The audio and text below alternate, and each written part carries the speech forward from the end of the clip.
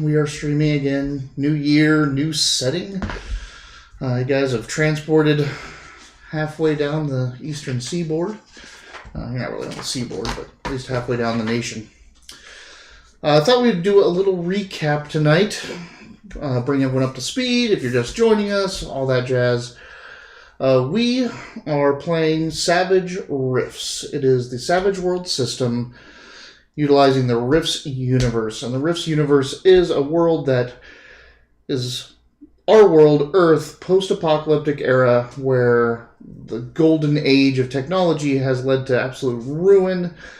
All life as everyone knew it kind of ended on a single day, in a flash, and unleashed magical horrors upon the world. There's an advanced level of cybernetics that were already in place and now are being relearned, but now there's monsters and creatures that are pouring through the self-named rifts of the game, which are tears in space-time. This is D&D on steroids. This is D&D in power armor. There's magic everywhere. There is power armors and robots and railguns. It's just about anything you can imagine thrown into one big D&D universe. Like really big dogs. Really big dogs that walk around and think they're people. So, bark, bark, bark. Our two player characters are Mitch over here playing Ignatius, who is a burster, and bursters are super pyrokinetics. They can melt just about anything. They can melt brick and dirt and steel and whatever comes in their way. The flamers of the new world. The flamers of the new world. Actually, everything burns, so I can set anything on fire. Yeah. They have a real problem with their tempers, because they just, like, when the entire world is consumable, all you want to do is consume. So he has been wandering around in the shattered remnants of a kingdom, a very understanding and peaceful kingdom in the north that got destroyed by one of the main enemies in the Rift's Earth, the Coalition, which is a fascist, very Nazi-esque regime meant to try to get all the magic out and return Earth to humanity. And they had just destroyed a nation of Tolkien where Ignatius had lived, and he's trying to find his place in the world and a little bit of peace and quiet. But he's been thrust into running for refuge, saving people's lives, and a whole bunch of other stuff. During this time, he was chased down by one of the Coalition's anti-psychic, anti-magic teams called Dog Boys. Dog Boys are mutant dogs. They walk on 2 feet. They look humanoid, but they've got the full dog looks. And they can smell and sense magic. And one of the people on that team was Beethoven, the St. Bernard dog boy, demolitions and tactics expert. When they cornered Ignatius lit up, accidentally blew up the building they were in, and saved Beethoven's life in the aftermath. And since then, since he's now been out from underneath the shackles of the Coalition, get the collar off, so to speak, he's been loyal and following Ignatius around in this kind of quest to find a new home and a new place. Your scratches for everybody. And the Dog Boys are led generally by Psi Stalkers, which are magic vampires. They feed off people that have psychic abilities and magic. That's another reoccurring villain that keeps happening in the game, because it's so fun to see former masters try to track him down and things that he should fear go after him. So as they were wandering through the remnants of Tolkien, which is up in Minnesota, they ended up helping several communities, meeting a whole bunch of interesting characters, and killing them. Pretty much everyone we've encountered have melted. They ran into a small community on a lake, a dead lake, sort of. Actually, a live lake, in the fact that it was full of energy but had no wildlife. The community was called Dockwall, and they uncovered a plot by the Coalition to test a chemical, essentially a biological weapon that they were testing, and they decided to test it on one of their own communities to show what kind of dicks they are. And they helped free them from that oppression. They destroyed the project, they saved the town, and kind of liberated it. To which they then followed up to another community called Castle Hill, right? Castle Hill, not Castle, something else. Castle Hill, not Castle Rock, is what made me remember it. Yeah. Castle Hill, which was a magical community. A castle coming out of nowhere appeared on one of the hills in Minnesota, and it had a ley line running through it, which ley lines are visible and prevalent in this world. They're towering, they're teeming with magic, and they cause all kinds of problems. And where two ley lines cross forms a nexus. Super powered, super magical locus of just trouble. And that's normally where rifts open up. The thing that was special about Castle Hill is that it had a standing stone in it, which is a construct that amplifies magic. So it had a standing stone with a ley line running over it, which creates a sort of artificial nexus. It was super powerful, and there was a ley line walker, a very powerful magic user in this Rifts universe, that was running the place. And they got attacked by another of the Coalition's experiments. It was a spider skull walker. Imagine just a big metal skull with cannons and spider legs that was controlling an army of Skelelots, their little infantry troop robot, just all-purpose kill units. But it got corrupted when the Leyline Walker tried to teleport all of her people out of Castle Hill by an extra-dimensional being, which turned them into zombie bots. And they had their Halloween episode with the zombies running around that they can't kill. They just kept repiecing themselves together. And eventually they sorted it out, figured out the mystery, shut down the Standing Stone, and destroyed the Skull Walker. But the place was too ragged to be left behind or to live it anymore. There wasn't enough people. So all those people that were there, the Leyline Walker and all the Castle Hill survivors, went back to Dockwall, which they had previously liberated. From there, you guys messed with some Zytikic, an alien invasion of these insectoid hive creatures. Do we call DBs aliens? Yes. Anything that is not from Rift Earth is called a DB, a dimensional being. So if you're not from Earth, you're a DB. And that's everything. So Zytikic are DBs. They ran into them as they're getting pushed down from the north. The Coalition trying to stop the flow of refugees running from Tolkien and trying to get other creatures to do their dirty work, stirred up the hornet's nest and made them come down, and they protected and saved some survivors of these refugees and sent them off to Dockwall as well. And that's when they managed to get to Wreckville. They were trying to run away, they're trying to get out of this territory, but that means since their western route was blocked by Zytikic, they had to go south, and south is into the heart of the Coalition Chi-Town. So they went south to try to see what options they had to get through Chi-Town and ran into one of the last free cities, Wreckville. Wreckville was just built on a big interstate exchange. It was a bunch of nomads that came together, and then they built a city, and it's actually... and steak fingers, good steak fingers. They had a good community going. They had cattle, they had farms, and they were a Coalition vassal, but they didn't really care about the Coalition's laws. They didn't care about mutants and DBs all that much. They just kept it to a minimum. There they met several folks. They entwined with the politics. They unraveled some mysteries. They hunted down a faux Coalition dog boy team that were all renegades and working for some mysterious group called the Carrion League that were stealing children. They defeated them, saved the latest batch of children that were being taken, and became local heroes. After that, they got two offers. One from a crazy saying that he would smuggle them across the border for a significant amount of money. And the other was from the local black market ring, and they just had some errands for them to run. Go out and find a lost courier team and it smelled like money. Survey. And that smelled like money and not crazy.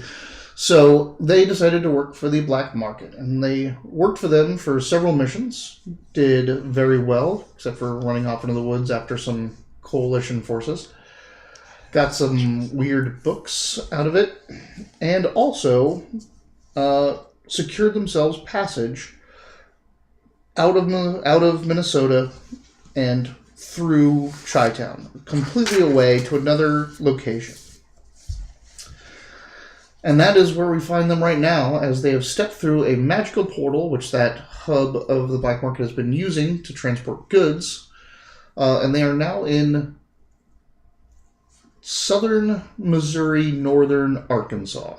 The place is called Refugee Point, or Refuge Point, by the black market, and they have just stepped through that portal. Anything to add? Anything you guys want to bring up? So we are in the Ozarks, as we said. You are in the end of the Ozarks. You're in that last remnant of the Ozarks. It is the woods. Yeah, it's hilly. It's woods as far as the eye can see. Beautiful, breathtaking land. This is all completely just reconquered by nature, spurred by the magic of the collapse. Arkansas is the natural state. You would know that. I would know that. So, you have found yourself coming out of the other end of that portal in a train yard. It's got big covered buildings, but with no real siding. Just posts, lots of tracks. Many of them not even usable anymore, just smashed and whatever. But you see several train car type things sitting on racks. They're moving freight on and off of these things. They've got other hover vehicles. This place is teeming with groups of people doing industrious labor. And you are met by Ketch, your other black market liaison that you have dealt with his drone flying dutifully behind him. You remember the drone's name? It's like 22. Yes. Catch 22. Yep. So he welcomes you to Refuge Point. Says it got its name recently. It used to just be called the Train Yard Station. Because many of the people fleeing Tolkien, the black market helped get here.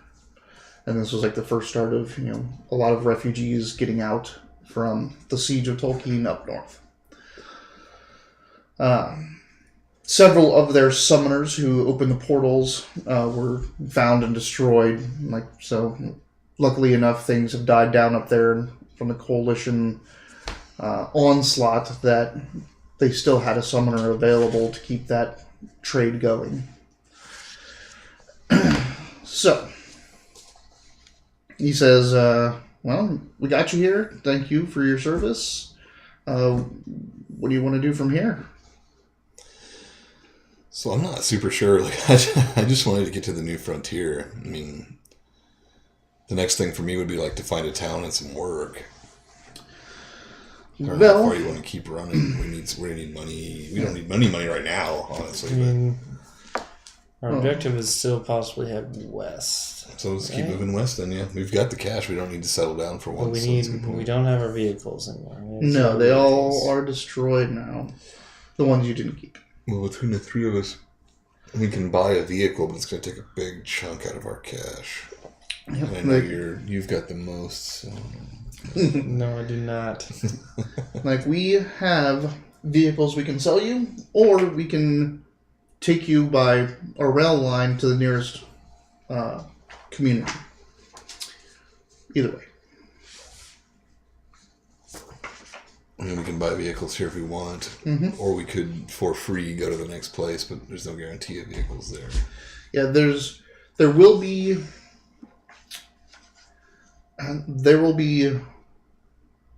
there's no industry in the next local town, but there are contacts there that can help you get vehicles or get to other places. It's getting more expensive the farther away we get from big city.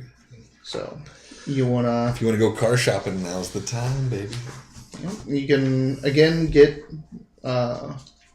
little personal use ATVs, or you can go for something bigger and beefier that can carry all of you. The ATVs were nice for splitting up the party, which I love to do, but the bigger stuff I feel like is going to have more detriment than bonus. Like I think if we're going to buy vehicles, we should do the same thing we did last time: buy 2 ATVs or 2 small groundcraft, hover, tire, whatever you want.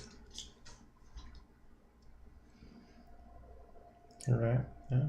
Also, I can't drive anything, so Yes, I know. He can't drive. That's why we would get 2 of these small things, as long as one has either a second seat or a trailer. Or that way we can split up the party all we want. Let's see if we can find a package deal for 2 ATVs. or 2 something similar. ground-based ATVs. I don't know, they got sky-based ATVs? They do have hover ATVs. You guys don't have flight, right? That's It's piloting. It's pilot, yeah. Piloting. It's pilot to do a ATV to do a hover.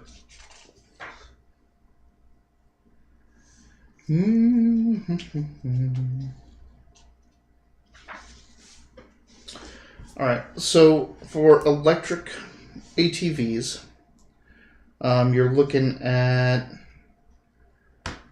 15,000 for like a small one, like a single rider. 20,000 for one of the larger ones. If you want to go with a nuclear option, it goes substantially higher. It's going to be about 45,000 for a single and 55 to 60,000 for a bigger one. Perfect. You can buy a regular one, a large regular one, and then Shani can buy a small one. Like how you using everyone else's money. So it sounds like 35,000 would be like a small one and a big one combined. Yes. That aren't nuclear. That aren't nuclear. These are electric. You'll have to power them, which you can do naturally by heat induction. Yeah. It takes hours, to do that. It's still better than paying triple for nuclear. Yeah, when you get into the hover cycles, they're 180,000, 150,000. Like they're super expensive. So if we're looking at $11,000 a person for if you want to get 35. Yeah. If you want to get a large and a small again, and do you want to get a trailer as well, like you had before? We lost everything the trailer was hauling anyway, so for now I would say no. We can always come back and get one of those if we need it. Yeah, Now until we come transportation, into not more transportation. crap, like it's just us we need to transport. At this point, yeah, it's gonna say it's for transportation, not for hauling. So 11,000 a piece to buy a. So you'd say through negotiation it would be $11,000 each. So it'd be 33,000 instead of 35. That'll work. 35. All right, cool. All right. They like you. Bone it up, Deyton. So you've bought a little, like it's quad or 6-wheeled little personal vehicles. Electric, they last, anywhere like 3-4 days before you have to sit down, power them back up. You can, if you're in almost any community, they'll have power, and you can so between 3 or 4 days, if you hit communities, we'll assume you always have power. Okay. If not, then there's going to be like one night where you have to charge them back up. So. Is it 18,833? No, it's 10. Oh. Broke ass piece of shit. Broke ass. I'm just kidding, I got like $3,000 more. It was like yen. I have $132. Catch tells you that the nearest community is Broilerton. Like a broiler? Like a broiler. Broilerton. Broilerton. Broilerton. He's like, yeah, I always have a hard time saying that. He goes, you do well to go by there and check in. Folks that patrol the area a lot hang out there. So it'd be good to go introduce yourself if you're going to be passing through the area. Hopefully they don't speak French. Hopefully. Which I don't speak about it. It was Euro. Yeah. They even, in the book, they even call it Old French. Yeah. The only reason I brought that up is because I was reading a part where someone was speaking to old Quebecians or new Quebecians, and so obviously they were using some Old French in there as well. All right. So we should just head that way. We've got what we need. I mean, we have rations. We're rested. We're good to go. Like this wasn't a travel. This was a walk through a portal, and we're good. Yeah. So let's move along. Yeah, it is midday. Burlerton is only a couple hours away. Let's do it. So. Oh, what you nervous that I'm shuffling the cards? Yes, I mean, we are traveling. That's getting shuffled like 4 times without doing anything. I'm like, stop shuffling the cards. This is what are Arkansas winters like? So it's snow. It does in the north for sure. It's very temperate. It's humid as hell, which means that the snow and the fog will be pretty thick. There'd be a lot of flurry, like real fat snow. It'll kind of get in your way, but not cause any detriment to travel. It's more to vision. Water sources will definitely be frozen an inch or 2 thick. So standing water lakes and all that stuff. Lakes are going to have an inch or 2 of water. We can probably pick through pretty easily. Running water might have a thin on top that we might be able to break through. No big deal, but ground is definitely going to be crunchy. It's definitely going to be cold. And everything that warms up is going to get wet. So anything that warms up and then re-colds is going to freeze. Freeze and get the condensation on it. Yep. But the landscape is absolutely beautiful. Mm-hmm. Just woodlands, oak and hickory woodlands. Nice hilly terrain. He just tells you to follow a rail line, and you can go right down, just right next to the rail line. So it's fairly, it's cut away. You're not driving through the hardest parts of it, over some bridges and things like that. You do see one of their TK rails go by, so they are using what rail lines they have left with Techno Wizard, telekinetic cars that are pulling their cargo cars behind them, and you see like one of those lazily drive by you as you're heading out. Unfortunately, you're heading east, but if you need to introduce yourself, I mean, it's not that far of your way to go these 2 hours east, south and east, to get that done, and then be on your merry way out of this zone. It makes more sense to just check in and rest than to skip. And then get caught up by one of their patrols and have to explain it out in the wilderness. Yeah. And so, this is the same thing with the Woodcutters Union or whatever. Cost of the game. Yep. You come up over a ridge and look down into a nice pastoral valley-ish. And it's a small valley between this little mountainous region and a plateau, a start of a plateau on the other side. Forest has been cut away. Farms have been set up. You see smoke rising out of stone cottages. It looks like a village pulled right out of a fantasy novel. It looks like a D&D, stone, the Cyclopean stone, just like the stone cottages with thatch and wood roofs, old style shingles on some of them. Not many of them have glass, just wood shutters. Have you told me what D&D means? Dungeons and Dragons. Let's head down then. It's a pretty expansive place. It covers like this entire valley, and you can tell there's farmsteads and a whole bunch of stuff going on.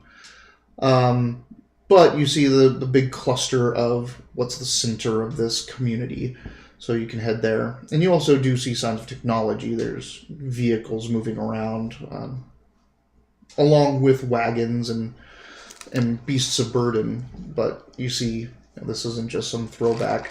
Dobermans and Dachshunds? Is that what that means? Dobermans and Dachshunds. More or less. So. Don't wanna be your beast of burden. And by that he meant Dobermans and Dachshunds. Weren't St. Bernard service dogs? Go out there and rescue people and drag them back. So you head down into this valley, and there's, it's winter, so it's not a planting season, but they're still industrious. The one thing you do notice, though, is a lot of chickens. There's a lot of chickens here. That seems to be the livestock. There's some goats and a couple other things, but almost, you just hear clucks everywhere. There's big pins almost outside of every house. If I've learned anything from Zelda, don't fuck with the chickens. And heading towards the city center, I'm almost like the people you see don't even bat an eye at you walking through here. It is not unusual to them to have odd folks, apparently. Strangers walk through their community. Like a dog boy? A dog boy, tattooed, punk-looking girl. So how much of his armor still reveals Coalition involvement? Because you repaired it twice. He's repaired it, and it's still up. But when they look at it, like they kind of like look over, but then they look at the other two of you and just seem to dismiss the fact that he's there. Okay. I was like, I repaired it. I mean, not dismiss you, but Coalition armors. That's true. So it's not looking ragtag yet. It is starting to look like he's been in the field too long. It's not the crisp, clean it should Coalition. Look pieced together. But it would still pass. It's all from the same... Yeah. It wouldn't pass as Coalition to Coalition as much anymore, but it would pass as Coalition to about anyone that you run into. That's the actual answer to my question. And then you get to what is probably the city square or the town square, where you're immediately drawn to a large building, 2-story, just massive, smells of food coming out of all of the hearths, those 6 chimneys that are coming out of this place. You hear music inside, you hear people talking, and then you see an array of vehicles outside, including a cyber steed. So there's a robotic horse sitting outside. There's a couple hover cycles. There's a Mountaineer ATV parked on the side of the building, which is like the same height as the entire building. I can smell fried goodness in there. Yeah, yes. Right. They have a sign carved in wood over top, and it says, "The Broiler Room." Do the vehicles have any Coalition markings on them? No. None of them do. Mm-mm. Are the vehicles of Coalition make, despite their lack of Coalition monarchy? No. They are. There are some Northern Gun vehicles, which is a subsidiary. Yeah, they're more like a private military company that's been... Yeah, but it is Coalition, technically. Northern Gun and Ipschming are both up in Canada, right above Minnesota. Let's go eat. Are all these vehicles just parked like... Just outside, like in the parking lot how you of would park in a parking lot too? Yep. Like nothing seems like... This seems to be... that horse being stolen? No. Well, I mean, it could have been stolen, who knows.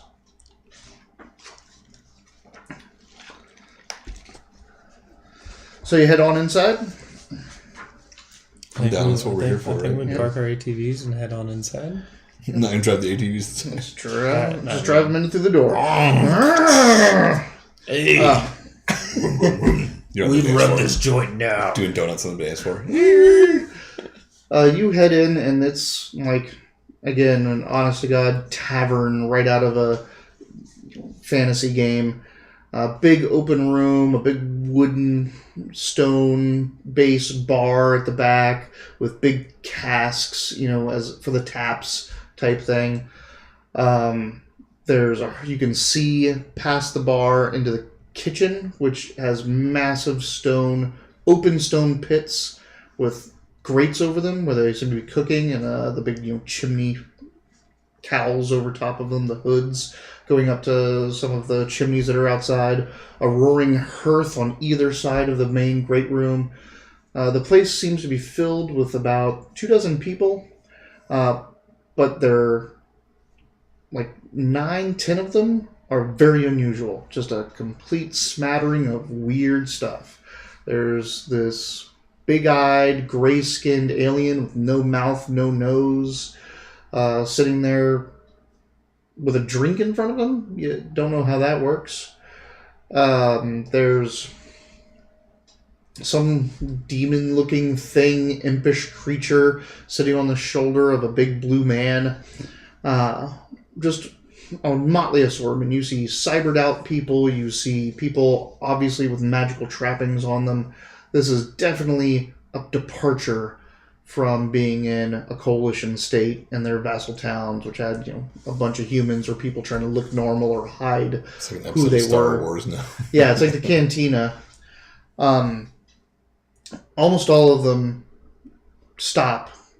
Like a lot of the normal farmer-looking people don't pay any mind to someone new coming in, but all of the weird ones do stop and look when you come in. Most of them just kind of go back to what they're doing, but a lot of them look to another person, and then that person stands up. There is a satirus, or a faun, however you want to call it. Horns coming out, brown hair, piercing like the yellow fawn eyes. And she stands up and she turns to face you guys. And she is clad in this kind of second skin, which to you probably have never seen before, and you've only seen a couple times in your visits to Tolkien. It's the base of the Cyber Knight armor. Gotcha. So this woman is very likely a powerful, Cyber Knight.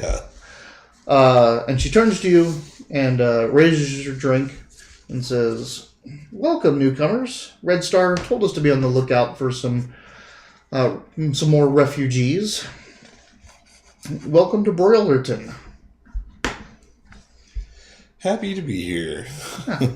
Well, come in. There's room at my table. Oh, let's over there. Let's over there.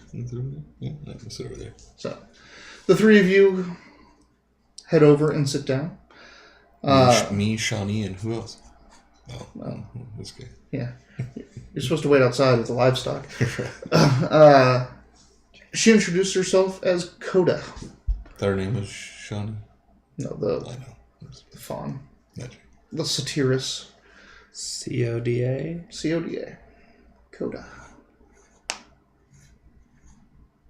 Children of disabled adults. Children. It is when you speak sign languages. Children of deaf adults are called codas. Siblings are called sodas. So she orders up a round for you, whatever you guys want.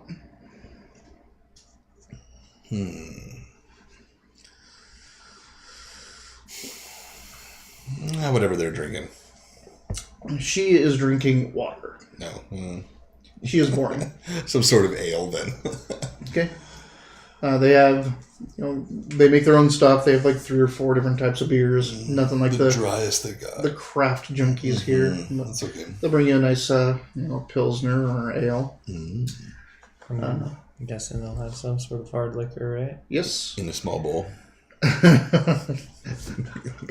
Your tongue does the backwards thing. An inch of whiskey. Yeah. Yep, they have whiskey, they have brandy, they've got Tall bowls, short bowls.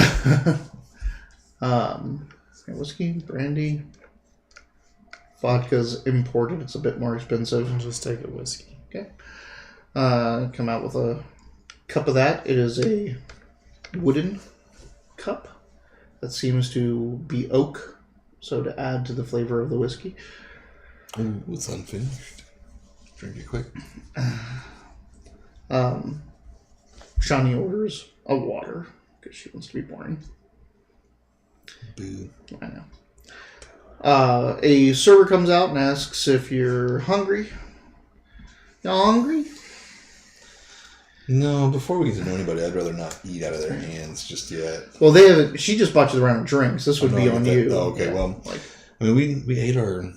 We have snacks and stuff. Not snacks, sorry. We have rations and stuff, so I think we're okay. and the smells from the kitchen are absolutely amazing. That's all you there. No, But just saying. What do they got? That's not, you want our specialty is a broiler. You want a broiler? The hell is that? It's an oven. A broiler is a small chicken, she informed you, as it seems that you have never been to these parts or know about farming too much. Broiler is chicken. We spice it up, roast it over the fire. Sure, I'll take one of those. You want an Olin or a half? What? You want an Olin or a half? Oh, Olin. Alright. She runs off. You see them like they just got them splayed out on long, metal tines, essentially like 6, 7, 8 chickens a thing, and they're just popping them up and down, basting them with some type of spice sauce. They pull one off the end, butcher it right up. So legs, thigh, breast, all of that on the plate. They give you a little side of sauce. They give you a scoop of some type of grain, cooked or toasted grain on the side, and hand it up to you.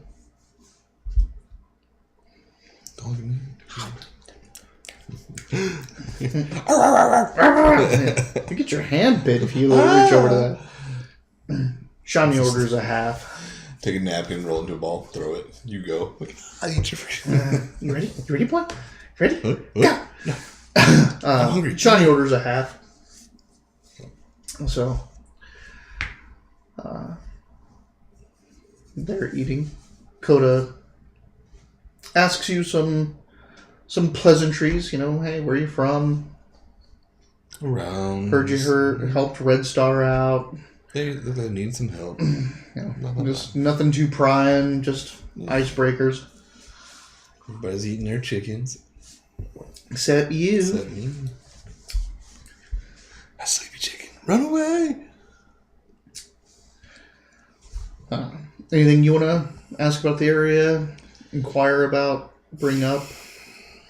I mean, we don't owe, obviously, black market. We don't have any outstanding debt with the black market. No. If anything, from what they said to you, you may have more income coming in. Yeah. If they turn that facility to anything, you will get a percentage. I don't know. So at least for me, and these folks, none of them have Red Star, and these are people that just patrol this area.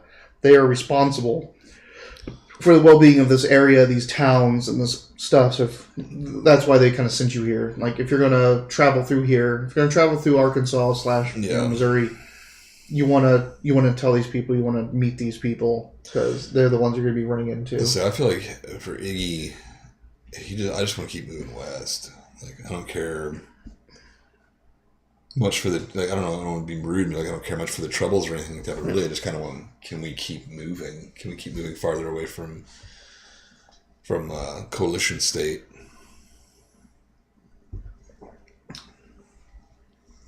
So asking basically her, so what's the outlook on heading west? Is there good routes, bad routes? Is there something to avoid?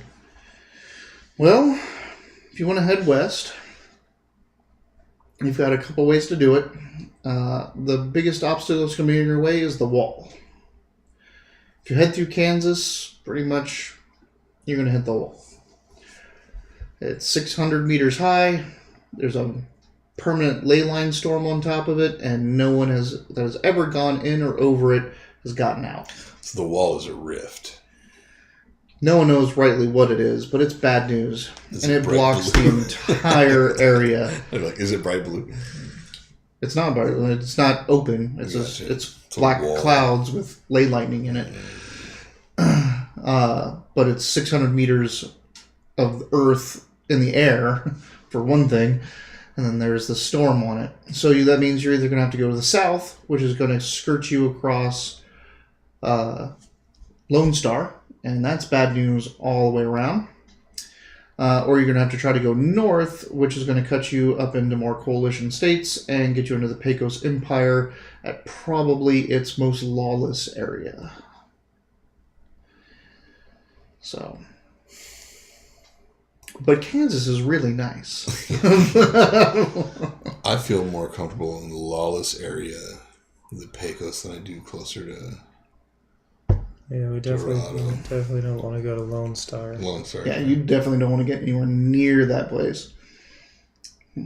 That's where they train dog boys. That's where they make. Yeah, that's where the genetic labs are. That's where all the dog boys. They have facilities now up in Chi-Town, but that's where the process to make them was created, and that's where most of them come from. You didn't leave a blanket there or anything? No. I'm down for going north then. I think north is probably a better choice. Because we can't go straight west. The wall. I don't want to deal with that. I don't want to deal with that storm. Negation. Damn it. Like, You've just seen the power of a ley line storm. Yeah, right. So I'd rather not do that. So I'm down for going north into the lawless areas. We can fight our way in and out. And I won't feel too bad if we burn everybody to death because they're in lawless areas anyway. But the farther south we get, the closer we get to what we've been trying to avoid anyway. And we've been trying to stay more or less north or west. So she does say that, like, right now where you're at, here in most of eastern Kansas is in a nice lull, but that's never going to last. You got Coalition Missouri heavy up in the northern part of the state to the north, and Coalition El Dorado is to the south of Arkansas. It's the southern part of Arkansas. This right now is kind of like a little dreamland. Well, for me, though, we've made a ripple. People are going to be looking for us eventually. We can't just hang out here. Even if the rest of the coalition doesn't show up, they're going to be like, hey, there's that burster and that dog. Boy.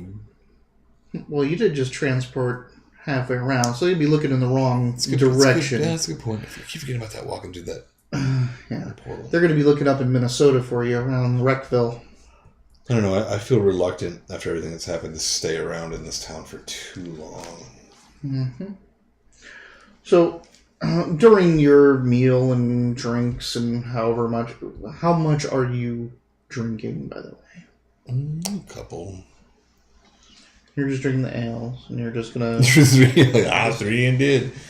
I'll probably have a couple, just say, something to relax but not get trashed. That's for sure. And 3 of those whiskeys, and I'm having that whole chicken. Make me notices to see how much you're gleaning from the conversation and what's going on in and out, and the dynamics that's going on here. Are there negatives to this for drinking and stuff? Or? No, just don't take any positives. This isn't about... I mean, your hearing does help, but this is about picking up what you want. Just roll a 16. Nice. Yeah, so I gleaned the shit out of that guy. Good thing you didn't drink very much, because something tells me my 4 is not going to cut it. Did you get a 7 and a 4? Oh, you got a 4. Oh. So, you're hearing a lot of things. Like, he's focused on... And the meat is so good. Like, it is spiced and grilled and perfect. Plus that whatever sauce it is seems to be butter based with some spices and maybe garlic or something in there. It's amazing, just absolutely amazing. And the grain they gave you like tastes like toast when you eat it. Like, so it's like you put it with some of the chicken and it's like eating a sandwich with the chicken. Pretty fantastic. I love describing food. Yeah, right. It's like it's those nice little things, like the subtleties of world building, and it makes it real, you know. So you're picking up things here and there. First off, all the weird folk in here, all the cybernetic people and magic people and all that. Oh, and I should have said this earlier, but even walking up to this building, you smelled psychic and magic things in there. And there's, half the people in here have abilities. You mostly smell chicken, though. Now you just smell chicken. They talk like they're all part of the same group, but they don't talk like they're all like part of the same unit or company or tribe. So there seems to be like, they talk about names, and a lot of them know some names, they don't.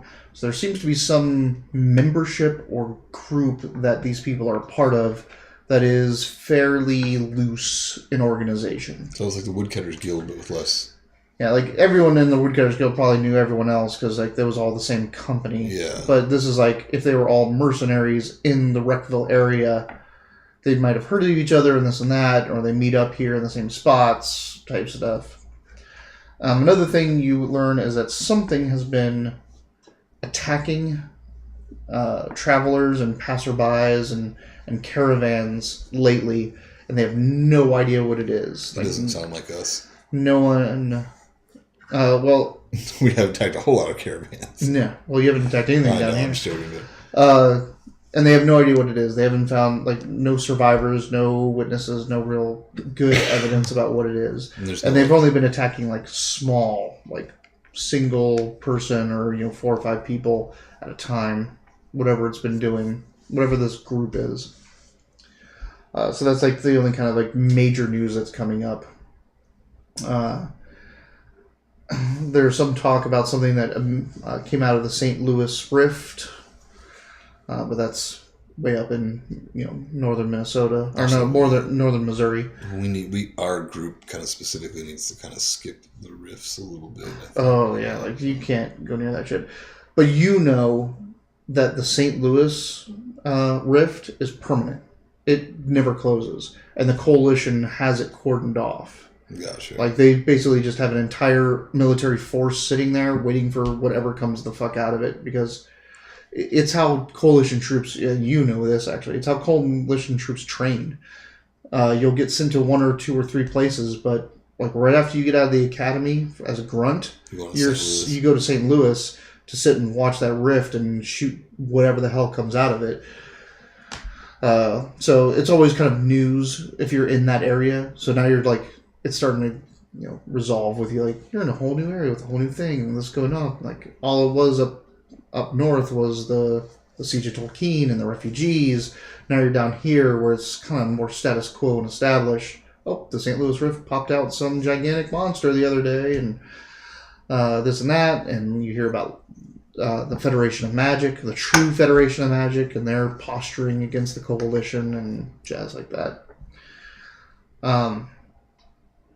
This goes on. You have a couple beers. You have your 3 whiskeys along with your chicken. Shani eats her food, drinks, just kind of stays quiet and observes. And that's when a man comes in power armor. It's a smaller power armor, much similar to a Titan, a little bit bigger and rounder with weird... the wings aren't coming really off the shoulders or on a backpack and then almost looks like the way Voltrons fold up. It's up here. So if this thing were flying, it would just look like it was hanging from its wings. Gotcha. Okay. But it's got a dome head with the 2 optic sensors and a claw arm and a gun arm. Fold up shoulder mount. But those things fold down and back, and it kind of comes in. The door's bigger to accommodate this kind of things. And it comes in and announces that it's been scouting the southwest region and says, southeast region, southeast region, and that looks like some group has set up around a lake that he names. So someone needs to go out there and see if that's the raiders. And everyone looks around, and then everyone eventually looks at Coda. And she stands up. All right, I guess I'm up. And he volunteers. And everyone just kind of goes back to their drinks.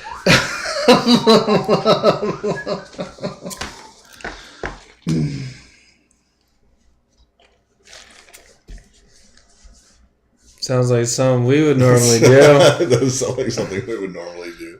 Shani's looking at you guys we just got here. It can't hurt to ingratiate ourselves with the locals, so let's give it a shot. We volunteer wholeheartedly. Wholeheartedly. She's gonna tilts her head appraisingly of you and you don't have to. I mean, you can just pass your way on through. We don't mind.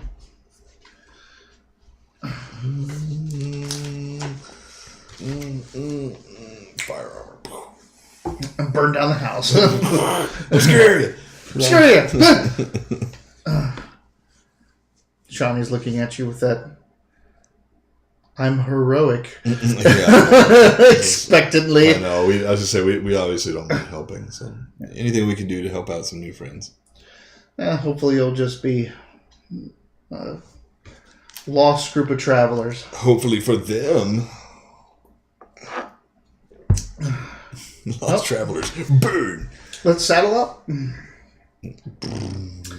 As she walks out, she calls or populates her full cyber armor, which encases her and makes her look totally badass. She heads out and she gets on that cyber steed. She looks really badass. There's only two, so she looks like the horns. kind of badass. And she heads on. You guys jump on your quads or your ATVs, personal ATVs, and she starts leading you off into the forest. Are they quad? Do they have four wheels? They like I said, they could be six wheeled. Neither of them are trikes, but they could be six wheeled. They could be. Yeah. Actually, some of them might be a trike, but with a one wheel in the back, like reverse trike. Yeah. Yeah. What are those things called? Well, they have raptors now. And Fixers are really cute. Yeah, whatever. It's okay. I understand what you're saying. saying. The small one is 3-wheeled. The big one is 4-wheeled. Is 6-wheeled. 6-wheeled. Okay. So, big roundy tires that are puncture proof and all that kind of stuff, and have fully articulate. They're gimbaled axles and everything. So, you guys head off and you head up and around and over and through some woods, and to grandmother's house you go until you reach an overlook that looks down this lake, and you see several people on the edge of the lake camped up. Looks like they've created or broken holes into the lake so that they can get water and possibly fish or do whatever else they're doing. Some temporary structures have been put up that are smallish, like tents. They have beasts with them. Seem very large. Are there any coalition markings on any of their stuff? You're a bit far out, but you have magnification on your scope, and you have your clairvoyance if you want to use it. Why don't you scope first because it doesn't cost anything? You should take a look first. Check for clairvoyance. So, the camp itself is still even just a little bit too far to get really detailed, but there is a scout walking around, and as that scout comes around, you get to see a closer picture, or a closer view of it. So, I don't know if this will show up, but we will see. This is what you see. It's not going to show up in the chat. I'll have to put the image. So, the beast is very Mass Effect for Legion. It's a lot like his robotics.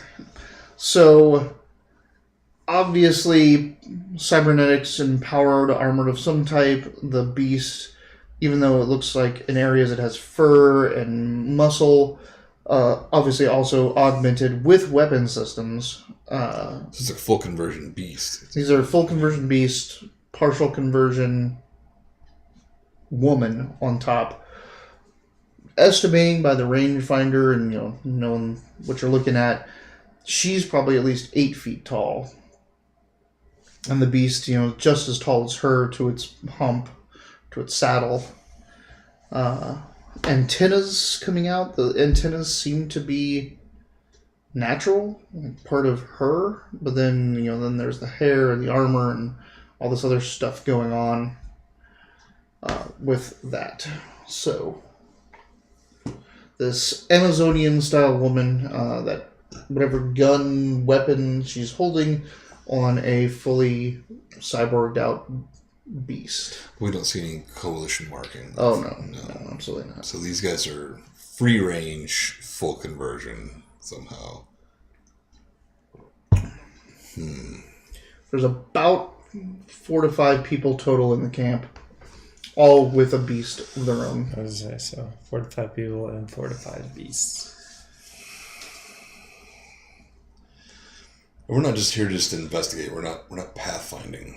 We're taking care of what we think is a threat to these people. they have been having raids. They don't know by who, and this is a new person, a new group in this area. They don't know what its intentions are. They don't know if these are the people that have been preying upon them. So it's not just a scouting, it's an assessment and possibly contacts / deal with. And the entire group seems to be augmented to the same degree. Like, this is pretty intense augmentation. And Coda's with us. Coda's with you. And she doesn't know anything about these. Do you let her look through the rifle? Sure. Okay. Yeah, I guess. Can I see? No. No. Like, push your face. Get away. She's like, I've never seen these people before, these types, that type of manufacture of cybernetics or weaponry. But it sounds like the Shamarians. Make a intelligence roll as knowledge. Knowledge roll. You know what you like? Knowledge. You're my garage. Make a smarts. Sorry. So my knowledge is this. Smarts. It's a smarts, just general knowledge. Oh, okay. So I was like, because my knowledge is in engineering. I don't know if it's... No, it's not that. It's 5. No, you don't.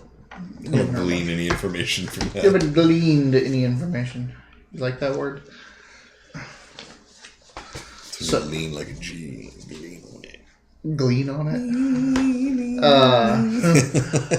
So. You can rub your eyes in and put you to sleep with that stupid joke. Like, Shamarians are supposedly this Amazonian or an advanced Amazonian race that came through the rifts and claimed the eastern seaboard as their own. I don't know what they would be doing this far in to the land. Are they known to speak like Common or Euro or Spanish American? Sorry, not Common. Are they known to speak American? Have they communicated with anybody that you know of? I really don't know much about them besides rumor, like the vaguest of rumors, that they're Amazons. They're what is considered a horse culture, like the Mongols of old. Mm-hmm. Native species. They are, transient. They live off the land. They value fighting and combative and courage and all that Amazonian ideal.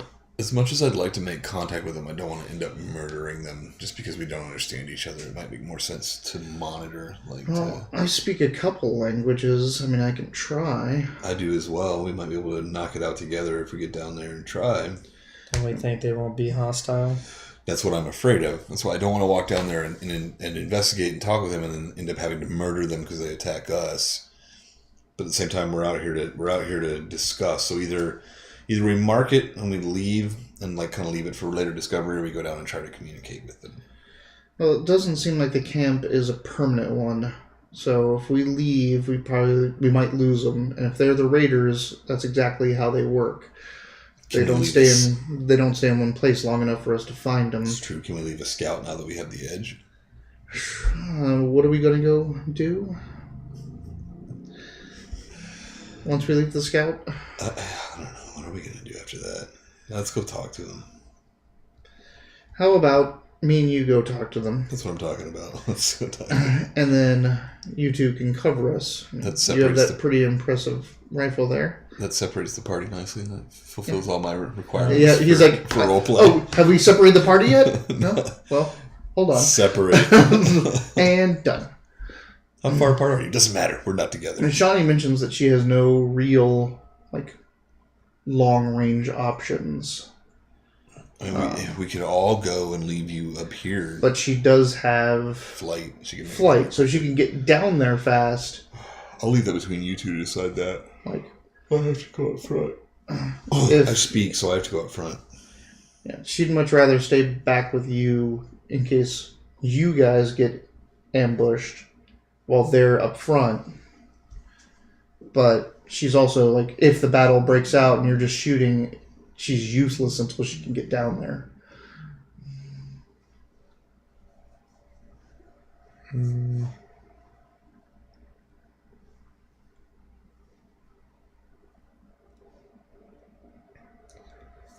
No, I almost feel like we should play this like we did with the litter boy and everything at the lake. Leave me behind. Because I have a rifle, and like if shit pops off, like I can snipe or whatever. That's fine. Do you want me to take Shani with us, or do you want me to leave Shani with you? I kind of do, just because if these are like Amazonian women, like they'll see Shani and she'll be like relative to them, at least at first glance. You'd be walking up with two powerful-looking women figures. Yeah. Like, and they might respect that and be willing to like talk. But I would have to let them do the talking for that facade to remain. well, I mean, it would just lend your talking credence just to have them with you and allowing you to do the talking. If you want to think, if you think that these are down. true. Believe me, I totally want to leave Deyton by himself. He has to make that choice. So you want Shani to go with them. Yes. All right. I fucking love this plan. I'm glad to be a part of it. Let's do this. Let the record show right. that I half-assed talked myself out of this. Okay. So, do you want to go on foot or do you want to go on vehicle? I can't drive, so it's up to Shani if she wants to walk or not. I mean, she can get anywhere she needs to fast. If you want to get out of there fast, then that means they need to have a vehicle. Let's just drive down. That's a good point. Is Coda going to ride her? She will. She doesn't have to. Like, it all depends on how soon you want to announce your presence, because going down on animals and a vehicle that's making noise. I want to announce right away. Is going to announce right away.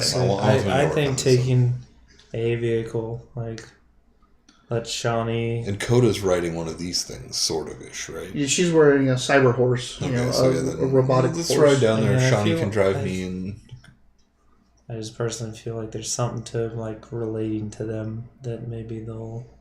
If you ride down on a beast, so defensive. Like if you have Coda riding a beast, it will speak to them. That's you have fine. Shani like riding, driving, or which one do you want to go down on? You want to go down the? I'm riding Shani. It's how I'm going to start going down. Yeah.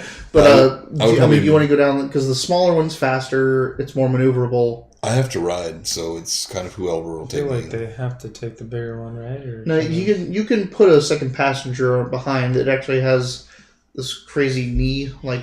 Oh, I see what you're saying. Then yes, we take the. Well, then the take the smaller smaller one. We take the just smaller in one case for shit sure. hits the fan. I misunderstood. Yeah. Which one of the two vehicles do you take? We definitely take the the smaller one. one. All right. So, Coda, Shani, and you, Ignatius, head down towards the lake.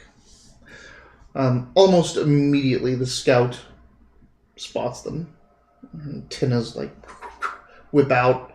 The beast starts digging in and looking agitated. She calls out. You just hear noises from this distance. And the others mount up, armor up, get their weapons, and form up around their camp.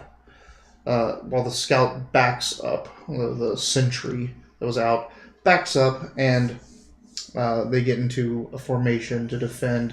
And it's not just a formation to defend against what they see. They're getting in a formation that, this is an ambush, what's going on, they're watching all avenues. This is a well-honed military group. And we can hear them yelling. Yeah. Can we make out what they're saying from here? Not at this length. There's too much echo and it's just noises. All right.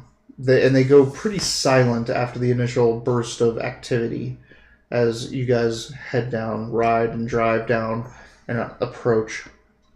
All right. One of them strides forward, and you will notice that out of the group, this one has 3 antennae, and 2 out the sides, and one kind of coming out the middle of her helmet, cybered out, all that stuff. I can tell the sex appears female. All of them look female. They're female, okay. Yeah. Said her a couple times to make sure. They have these really, these really weird weapons. There is a color picture just to show you kind of what you're dealing with. So that weapon looks like it has a barrel. You don't know exactly what's going on there, but it looks to be a ranged weapon in a very lance-like configuration. But again, to show that, like, same weapon, you know, all of them have one. The leader also has a spear coming out the back with like a banner on it. And the person we perceive to be the leader is the one that's coming out front. Yeah, has the 3 antenna, has this spear that looks like a vibroblade weaponry, like, and has that. When she strides forward, the gun is pointed in the air. It's not aimed at you or leveled. She comes out on her beast. The beast is bristling. You know, its weaponry are kind of like just... They're not trained on you, but they're definitely active and searching, like, around and ready to go. But she strides forward. She says, "Halt!" in Dragonese. That's Elven. Yep. I speak Elven, so oh. Whoa! It's so heavy stuff. Ooh, oh. I mean, the language has to talk again. Speak gibberish, okay. Did you take more persuasion and I all did that take a stuff? little bit more persuasion. Nice.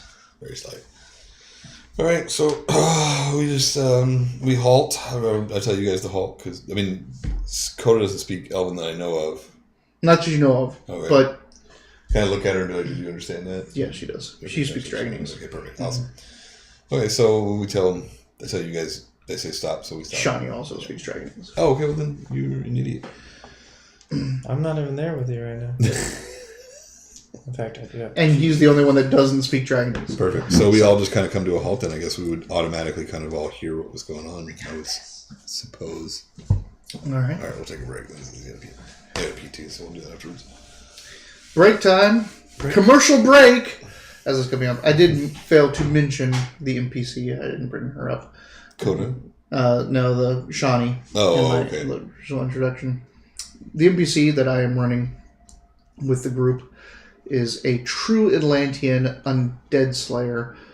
True Atlanteans came from the Atlantis continent, which got rifted off of Earth during a catastrophe back at the origins of, you know, humanity, and now is back since all the magic and horribleness is back. But is not owned by the True Atlanteans, not inhabited by the True Atlanteans anymore. It's inhabited by an alien enslaving evil intelligence called the Splugorth. And the Atlanteans have just been cast out as planeswalkers or dimension walkers across the galaxy or across the multiverse. Part of that was self-inflicted, though, wasn't it? Oh yeah, they chose did it. to leave. Yeah, it was either like they almost did Rifts Earth first. They opened up all the rifts, flooded the world with magic, and started bringing in monsters. So they almost created Rifts Earth back in the Mesopotamian, prehistoric almost age. And in order to stop it, the only thing they could do was put their entire continent through one of the rifts to take out the focal point of what was happening, and it drained all magic from the Earth, and that's why Earth was set into a non-magic era. I knew they did something on purpose. I feel like they went through it on purpose. In atonement for what they did, they wandered the multiverse and all the different worlds and planes and tried to make up for what their hubris and their arrogance, and try to slay monsters and do good and all this stuff. The Undead Slayers in particular, they specialize in killing vampire intelligences. So in this world, intelligence are a big thing. They are the things that start all the other stuff. Like, so you have Splugorth is an intelligence, and it runs an entire empire, an entire planet, and all this other stuff. Vampire intelligences are what create vampires and vampire thralls and vampire bats and all the undead of all the galaxies, or all the multiverse worlds. So Undead Slayers are true Atlanteans, who are effectively immortal heroes that all have a natural magical talent, but specifically they focus on tattoo magic, which was taught to them by an ancient sect of dragons. But Shani has tattoos all over her body, which she can invoke and then turn into real things, like a sword, a flaming sword in the shape of a khopesh on her wrist that she can call at any time. She has wings on her back tattooed that she can touch and make real and fly. That is their NPC that is with them. They met her in Dockwall, where she was being falsely accused as a witch and a cause of all of Dockwall's problems, which was actually the coalition in which the group helped figure out. And she's stayed with them ever since.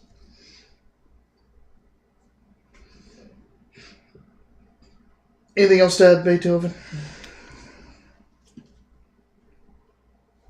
To Shani?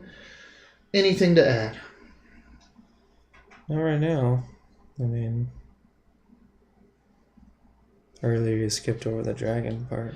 Right? Yes, that is true. Yeah. I figure what the hell though. Okay.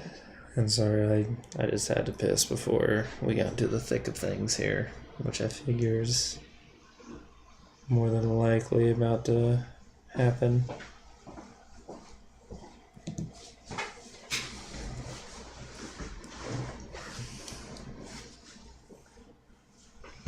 Alright. She said halt. You halted. We halted. So we all would have halted kind of automatically, so I don't need to translate or anything like that. I might notice that everybody also understood, which is kind of new for me, I think. I mean, it's Coda's show. Shouldn't we wait and see what she has to say? She let you drive up first, so. Alright. So Here I guess, you go. yeah.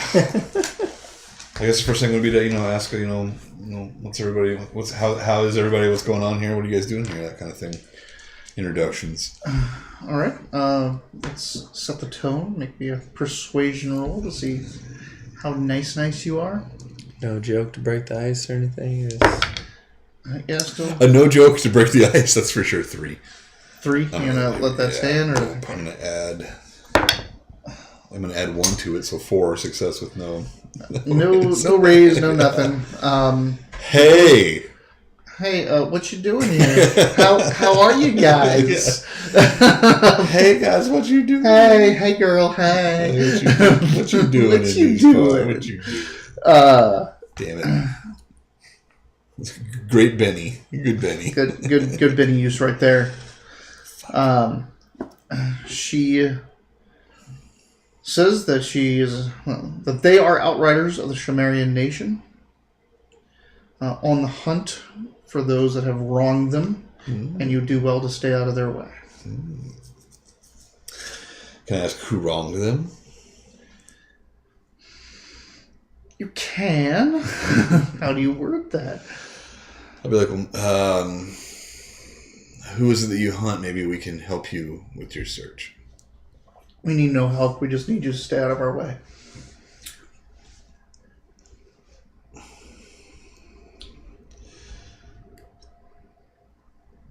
What if your way goes onto our lands?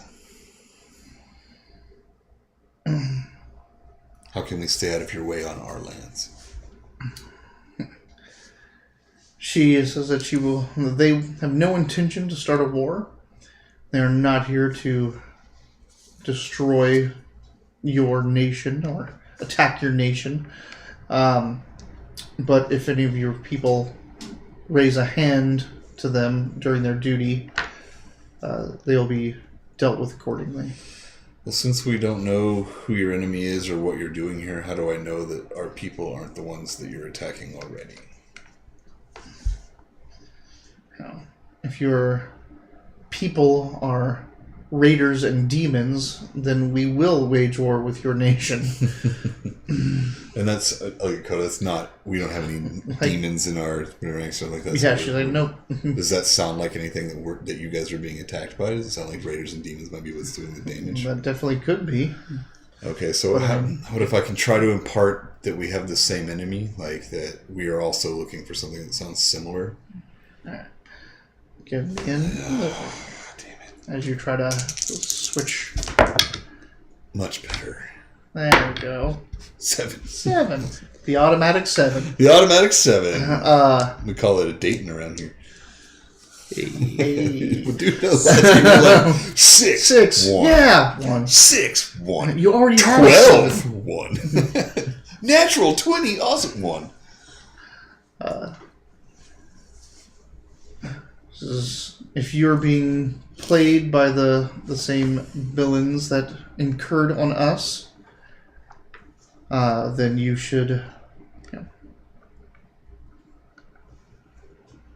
give them any information you have. Direct them to these things. Do we have any, like, ask Coda, do we have any information about this shit? We don't have anything. Coda steps forward and says, basically, tries to give the "we should work together" speech. Yeah.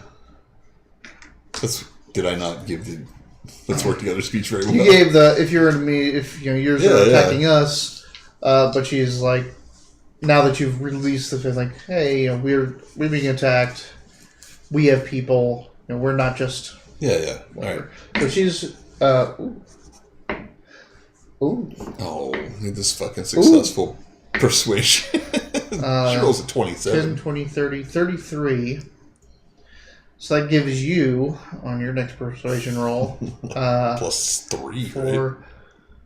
4 is plus 1, 8, 12, 16, 20, 24, 28, So we plus 9, not 32, 3, yeah. 7, 8, That's plus 9, 8 to your next 8 roll. so Jesus So as she tries to, say, hey, we're not too shabby ourselves, go ahead and roll in. I'm like, let's work together. Here comes 5 plus 8, I guess, is 13. 13. Yeah.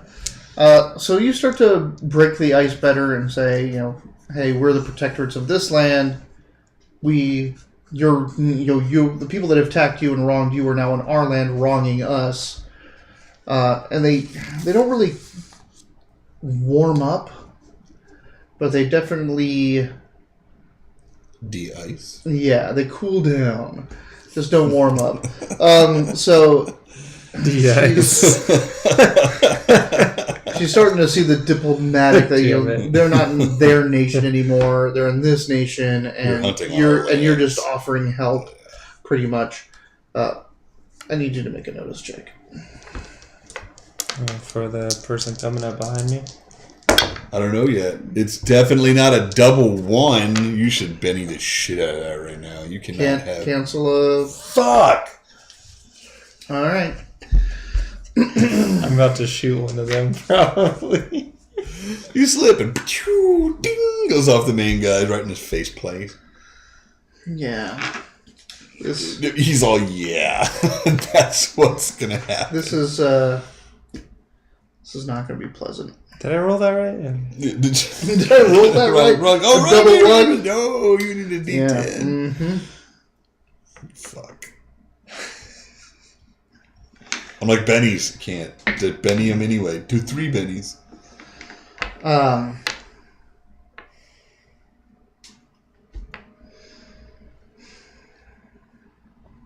Fuck, man. Yep. He's got to do some studying to figure out how bad you fucked up. What the hell would I have to make a notice check for? Who knows now? I'm not involved in this conversation.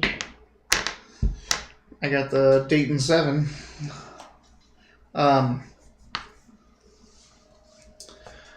Your armor is what?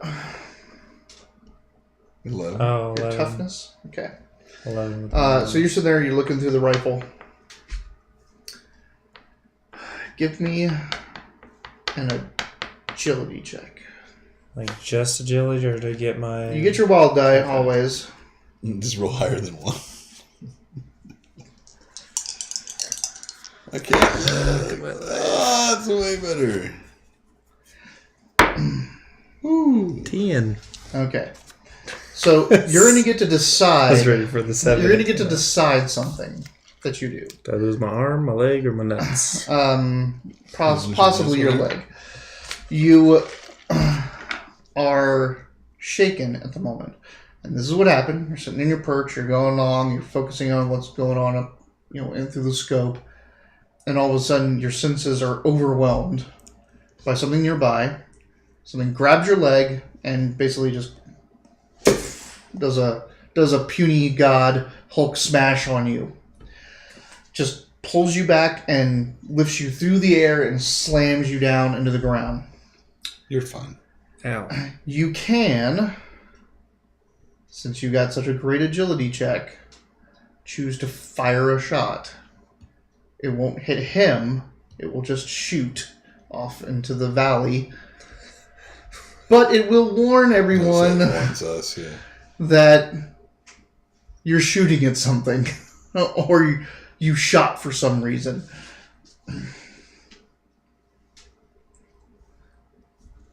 This is your choice. I think I'm going to shoot. So as you get dragged back, you just pull the trigger instinctively, and then you just fly through the air and slam to the ground. Oh, you're kind of silenced. Your senses are knocked out of you.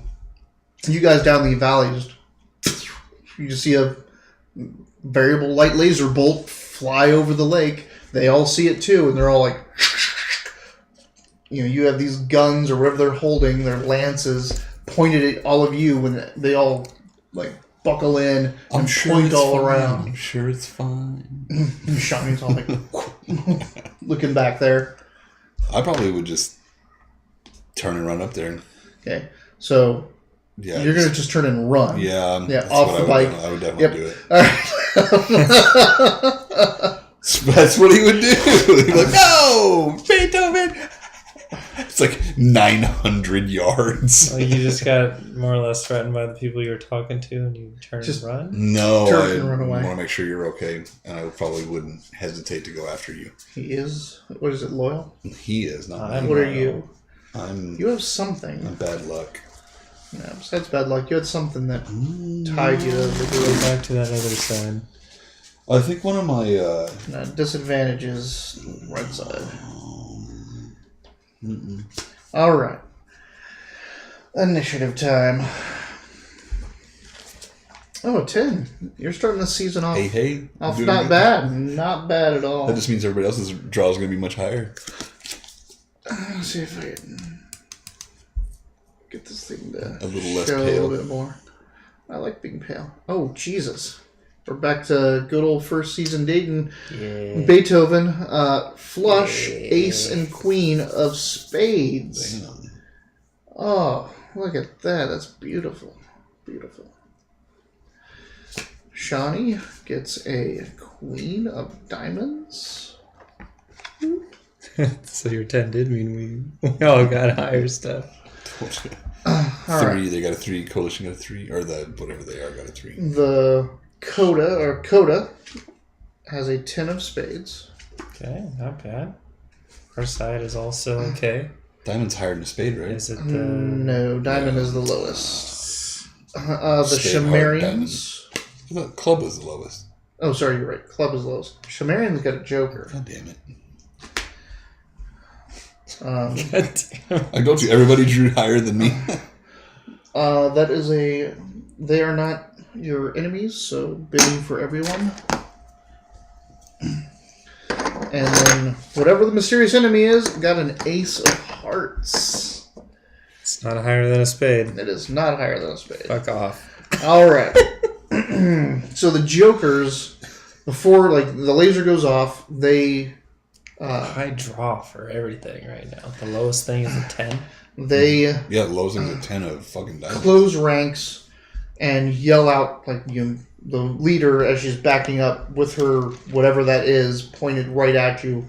Says, "What is this?" To you. And this is before you even had a chance to react to turn and run. I just say, Because I don't she's know. doing- Our friend is up the hill covering for us because we weren't sure of the nature of your involvement in the area, but now I have to go to him. Okay. He must be in danger because he wouldn't have just shot at us randomly. And There you you go. and you missed terribly. He would never miss. which I is wouldn't say that. He would never miss. It's not with that much time to aim. He shouldn't No, totally. That was You definitely could say a that, warning. so shot. that- Okay, well, yeah, that was clearly a warning shot then. Like, he's signaling for help because he can't tell us that he needs help. So that's what they did on Joker. They still have technically an action after the talking, but they're waiting. Ace of Spades. So I have to roll from being shaken? Yep, you have to roll recover from shaking. Which is... Spirit. Okay. Not great, but you know. Such is life. There you go. 11.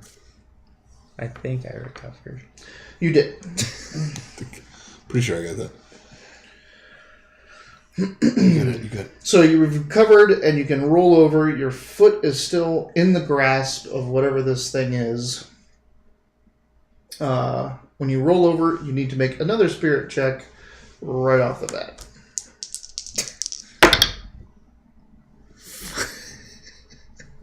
Is it Deyton 7? No, it's Yeah, Deyton boy. 8. Okay, Deyton 8. Got that 8, though. Alright. Just throwing at ones, though. It's sporadic. What? It's 3 of those things? No, it's just one of these things at the moment. Is that... Okay, it's just one thing. I'm guessing it's... Some sort of cyber orb. 10 foot tall. Does the metal hand have a grasp of me? No, the one you're fighting does not have any of the cybernetics. Okay. It kind of looks like this guy back here. And is this an ogre? Is it? This is another picture of it. I'm gonna get without that metal arm.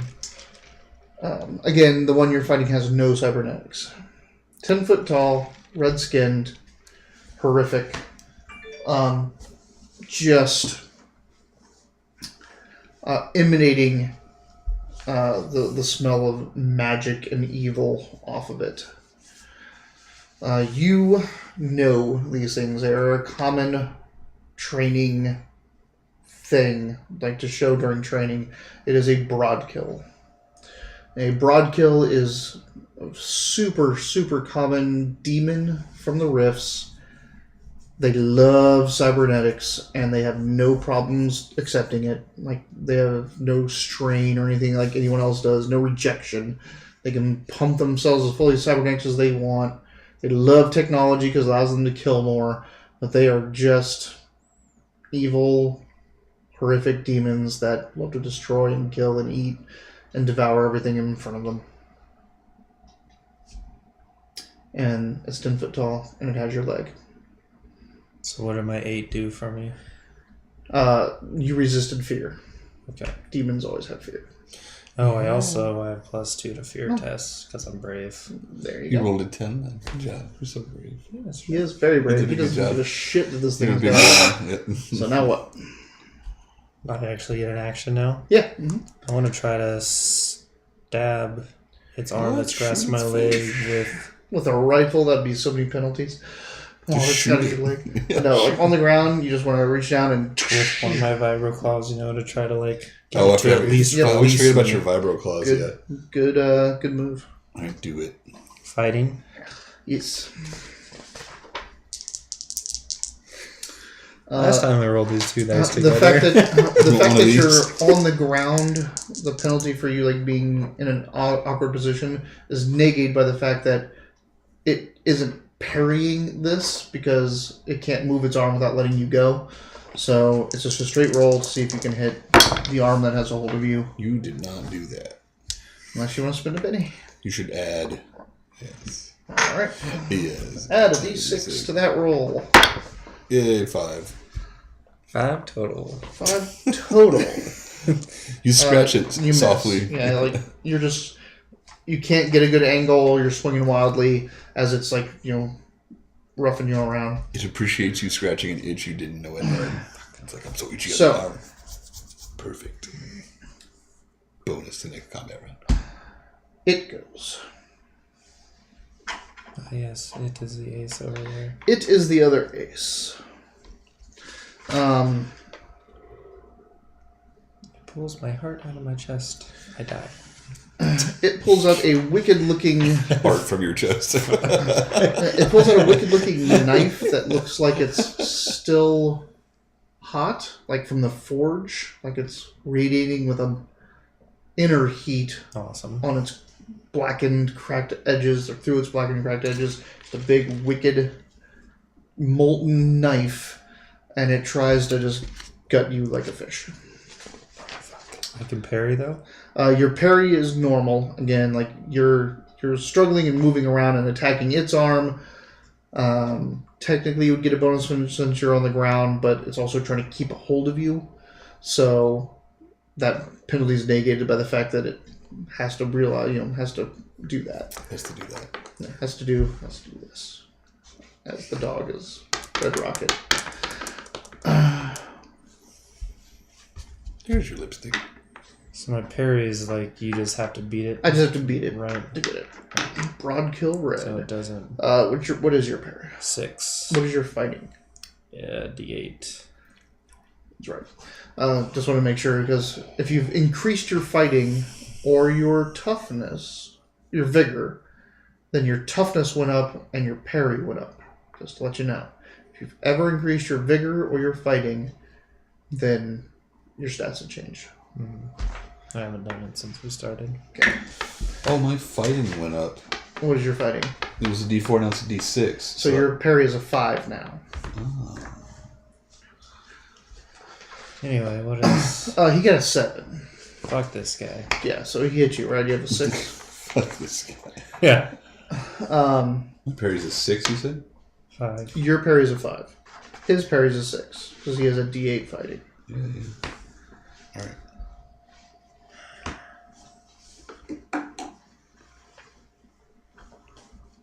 So you hear...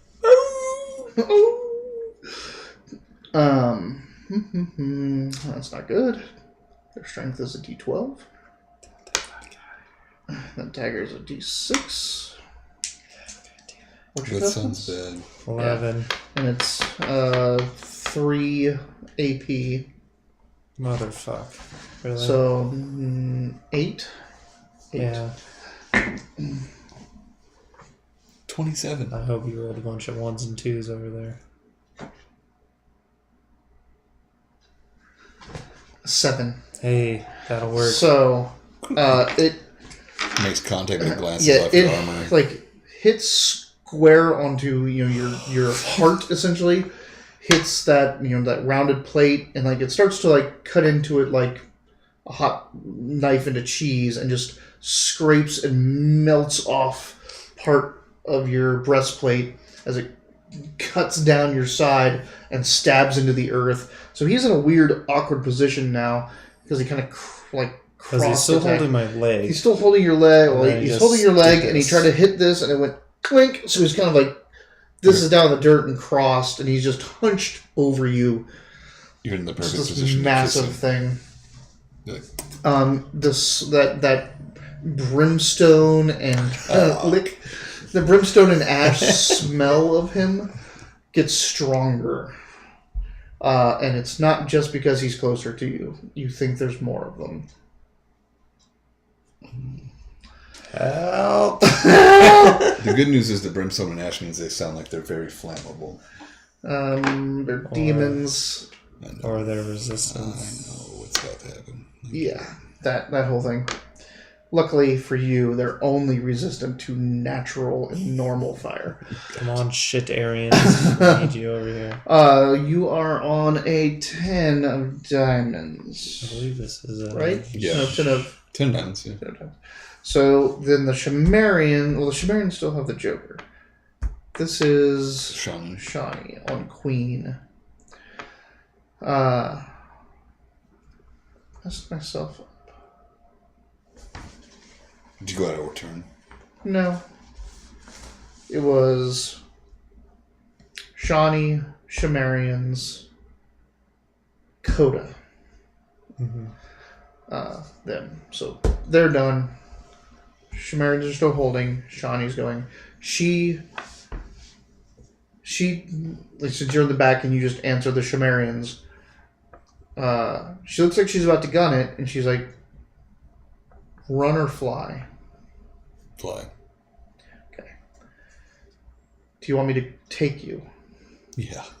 It's going to take me forever to get there. So she has to cast 2 of her... She's trying to invoke 2 of her tattoos at one time, All right. which makes it more difficult. She's trying to do flight and strength so she can pick you up. And not drop me in the snow. Otherwise, you'll just be left with a vehicle, which you can ride. You can try. You tried it before. You're just not very good at it. It took me 4 rolls with a D4 to finally catch up to where you were with your dog boy. She does invoke both her tattoos. The wings come out, the chains on her arm break, and unfortunately that's her entire turn, but next turn she's just going to be able to pick you up and fly you up the ridge. Gotcha. Coda turns around and starts riding back up the ridge. The Shamarians stay where they are. I wait for her to pick me up. Okay. I'm assuming you're not flaming up or anything, so you're going to start She burning can her. pick me up, yeah. All right. Since we had a Joker, a full reshuffle is in order. This is crazy in pandemic when an epidemic happens. One of the steps is called intensify. So all of the towns that you just placed, there's an infection round where it shows how many things got infected and how badly they got infected. The intensify part is you shuffle those cards back and put them back on top of the deck. So you just all those towns just got infected, and then the next couple of rounds, all those towns are going to get reinfected. So it's the epidemic. It's horrible.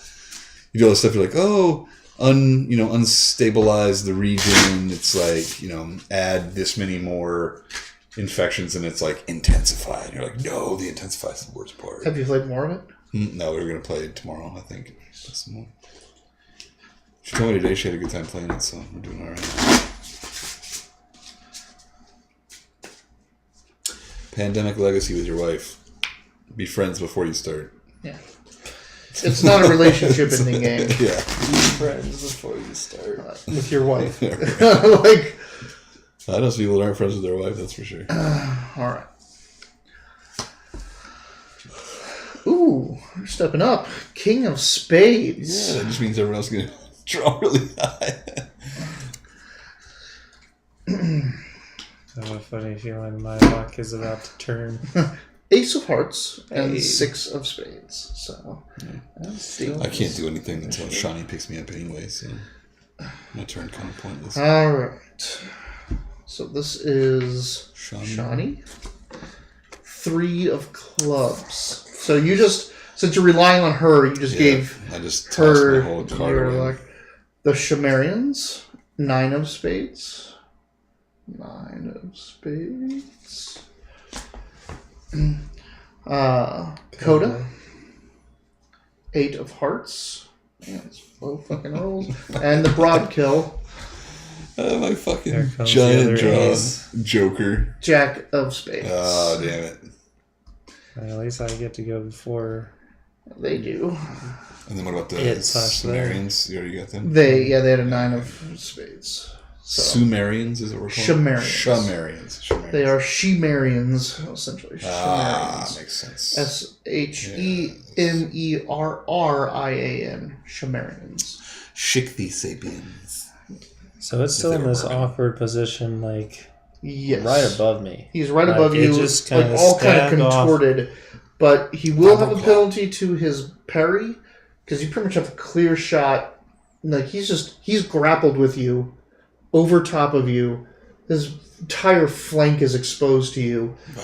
You'll get a plus, essentially a +2. He'll get a -2 to his parry, because all you have to do is, get it up there. Of course, you're in a weird position because your leg is held, but it's still not that bad. So you gotta prove that you can get it up there. That's right. That's what I would try to do, by the way. I'm going to roll a different D8 this time. This one's not. What's his parry at? What do I have to beat? You have to beat a 6, so you have to beat a 4 now. Hey, we did it, boy. Don't worry about that one. Boys. I got a 10. Don't All worry. right, you gotta Dude, you're riding the edge for 2 straight weeks where you're every roll has a 1 attached to it. So, success with a raise. That gives you an extra d6 of damage. Your AP is 4. Correct. With a strength plus Wow, that D8 damage. Okay. What sucks? They only have 2 points of what's considered armor. Oh. So, your 4 points of AP, 2 of it is lost. Whatever. But you still reduce it by 2. So strength plus D8. Watch yourself. Watch yourself, So McCoy. Watch yourself. So my I'll strength, allow it. my But strength is watch at an yourself, 8 McCoy. plus a D8. So Plus a it's D6 because you got the raise. Love at first sight. The murder police. Yeah, it's a great roll. I mean, don't Oh worry my about God. the 2 and the 1 over there. We get to re-roll So this it's guy. 9 and keep rolling. Perfect. Hey, that's 15. 18. Thank God. I was like initially very angry. I'm like, dude, stop rolling ones. Quit doing it. You need to get out of this bad habit. All right, what did you get? 18.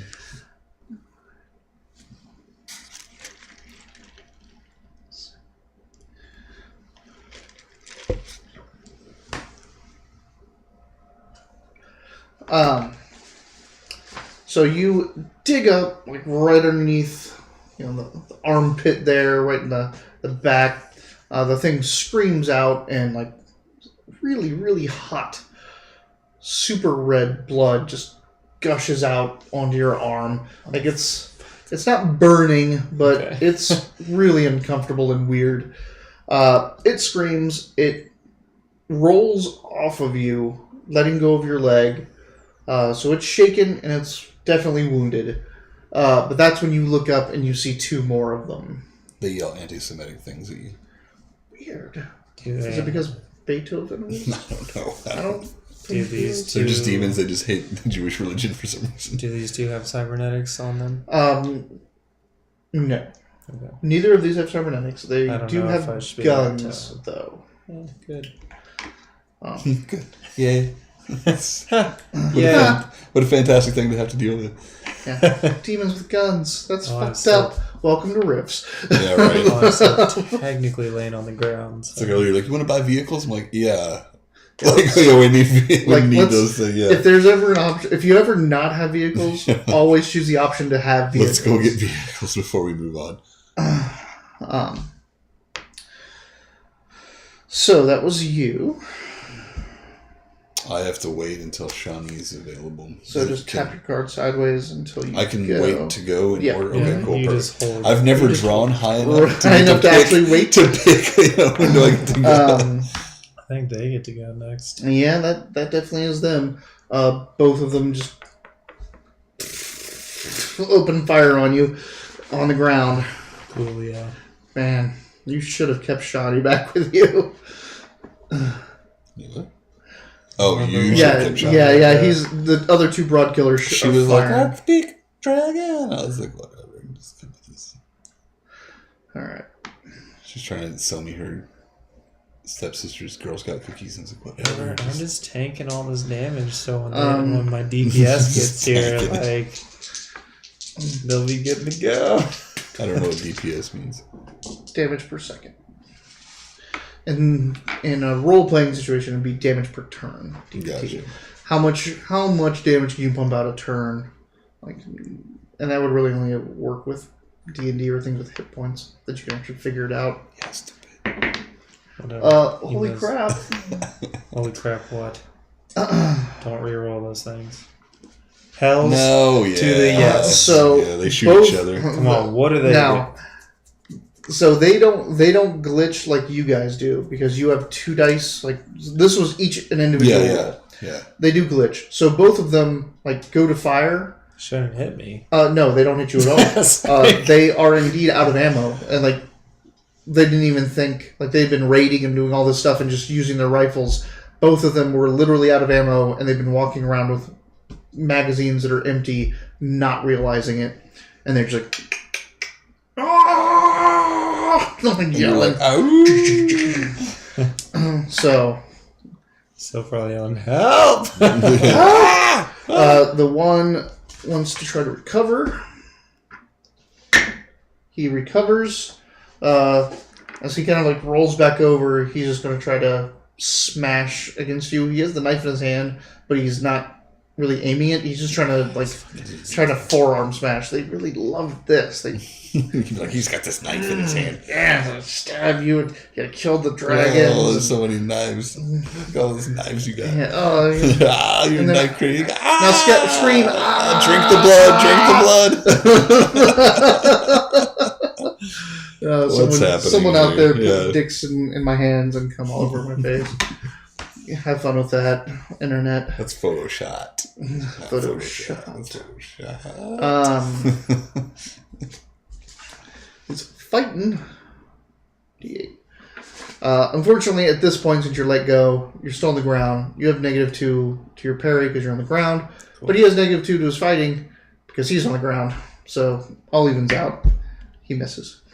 He just tries to slam over, and his entire arm just thumps above your head. You feel the earth move at his strength. Slightly sears your exposed dog butthole. So that was them. Very nice. Coda continues riding up the bank. She is going to get their next turn on horseback. Finally, Shani Not picks funny. you up. Yeah, right. Wait, the Shitarians aren't doing anything? The Shitarians. The Shamarians are, Hanging you know, out.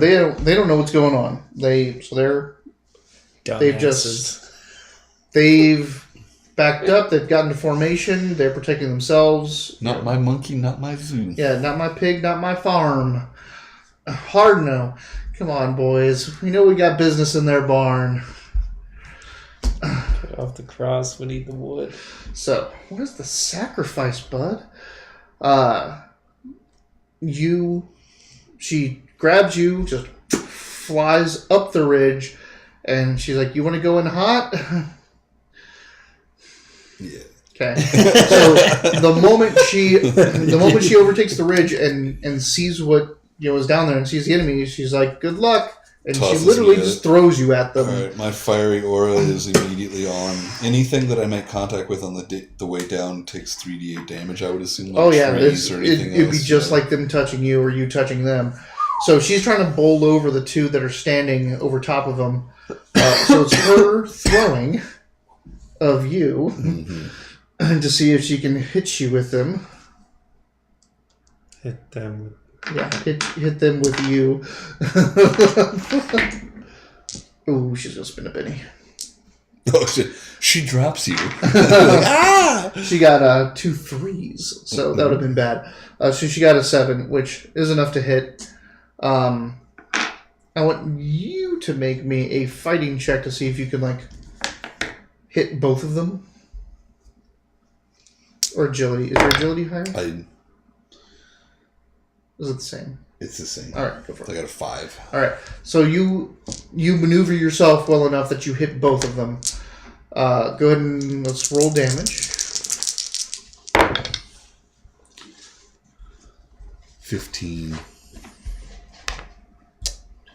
Also, I saw that one. 15 for... You don't want to know what I'm talking about. I got no time for that shit. 11. So, Tonight would be a bad night to play Expedition. now Yeah, right. Fail.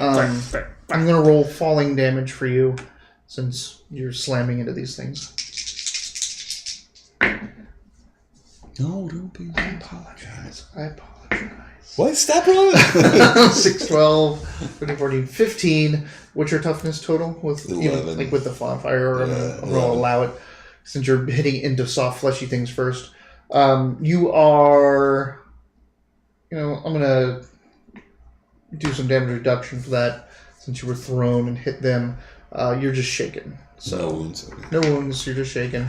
You slam into them. They both go sprawling. They're both wounded and shaken and burned by you. You're now on the ground, On fire. on fire. Everyone's on the ground. Everyone up there is on the ground, except for Shani, who's in the air. I would say I'm probably the worst person to get knocked out, while I'm on fire. It goes out. We can't touch him. He seems really hot right now. Iggy's so hot right now. Iggy. Shitarians. The Shamarians aren't doing anything. They're not their pig, not their farm. There was no Joker. You don't need to reshuffle. Oh, shit, you're right. Keep going. With the King of Spades. He I did. think you have one more At card. 3 Yeah. clubs. You Go had the one more. king. Go one more card deeper. There it is. That was the last card deep on top. Yep. Thank you. All right. King of clubs. Yeah. The worst king, but Doesn't still a matter. king. Yay! He's all giddy over here. Like, yeah, I got cards. It's like the Trump presidency of cards. Yeah. You're technically in charge. Ouch. You triggered your ability for like the 4th time. Hey. A 4 and a 2. He has an ability that allows him to not only draw 2 cards, but to not accept anything lower than a 6. So let's keep going here. There we go. Ace of clubs. Quick. Bruh. Ace of clubs. I've just been slammed by a big Shani. 6 of hearts. She's primarily tapped out. All she can do is call her sword at this point. This is Coda. Funny.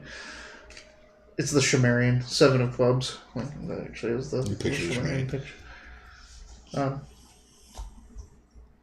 The Shamarians. Queen of diamonds. Oh, goody. Yeah, for them to They're do. gonna sit down there and do nothing. Yeah. Prod each other with their staff weapon things. 8 of clubs for the broadkill, which has the Sinvin Raiders on it. That means you're first. Alright, so Ace. So you are on the ground. You can get up now if you want. I feel like that's a good idea. Yes. Sounds pretty solid. You should probably do that first. And all 3 of those dudes are on the ground? All 3. There's one to your right on the ground, and the other 2 are over, in front of you, essentially, as you stand up, and he's the middle of those 2. I made a little noise like golf. Yeah. Like bowling. Bowling noise. That's like What if he- noise. It's like golf. Easier at this point to, again, attempt to just Vibroclaw stab the one nearest to me rather than try to shoot it. Because it gets so close to me. Like You would get, since it's on the ground and you're not, it would have a -2 to its parry, so it would be super easy to Vibroclaw again. okay. Or easier to Vibroclaw again. Because it's already got some wounds on it. Yes. It It is. has one wound, right? I mean, Did I tell you? he just said it has I at least forgot a that we're not wound. supposed to know. It is. It looks more wounded than the other 2. It looks like it's been stabbed once. Which D8 to roll? 'Cause, don't look. Down, look at me. It's much better. 7 is okay. 7? 7's alright. 7 hits. It's not a raise. What about it has -2? Oh, just -2 is parry now. Yep. So you roll. And the +2 to roll would have made a 9 to a 6 parry instead of the -2 to the parry, Yeah, which is a yeah, 4 to a 7. Still the same thing. Makes sense. No, I was just saying, like, he doesn't get a bonus because it wasn't. Hey, there's 12 so far. Hey, there's a 20 so 22. far. Or it's a 20, sorry, 21. 21. Yeah, so you pounce essentially as it's down the ground, get it right in the throat, and finish it off. Like just dig, rip Just up that hot finish that blood. thing off. You It's just softly- finish that brutal up. The softly- hot blood sprays everywhere. Someone gets in your face and your mouth. It softly mentions its young son. Look after my child. No, you feel good. You feel a little to no guilt about that. I was like, I don't have a thing for kids. I'll kill fucking kids. I don't give a shit about your kids. Watch your kids. I can watch kids fall off bikes all day. Watch your kid fall out of a rift all night. Shit. You have a king, right? Ooh, So my you turn are for next. once. Burst. So you have to recover from shaken. I gotta Spirit do that first. Spirit? I didn't do that.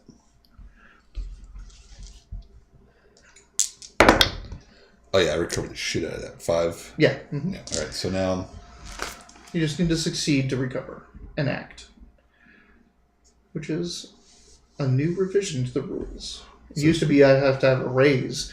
You'd either recover and have to act next round, or you recover and act the same turn. Now, if you succeed, you recover and act the same turn. so I get to act. Correct. Okay, so I'm going to spend 4 PP for my mega damage burst on whichever one's closest to me. Okay. Oh, you're bursting, so you're kind of in a cone. Yeah, but he can't get both of them because I'm in between them, right? I have to aim the direction. All right. This is a psionics roll or smarts. Psionics. Psionics. So either way, it's the same thing.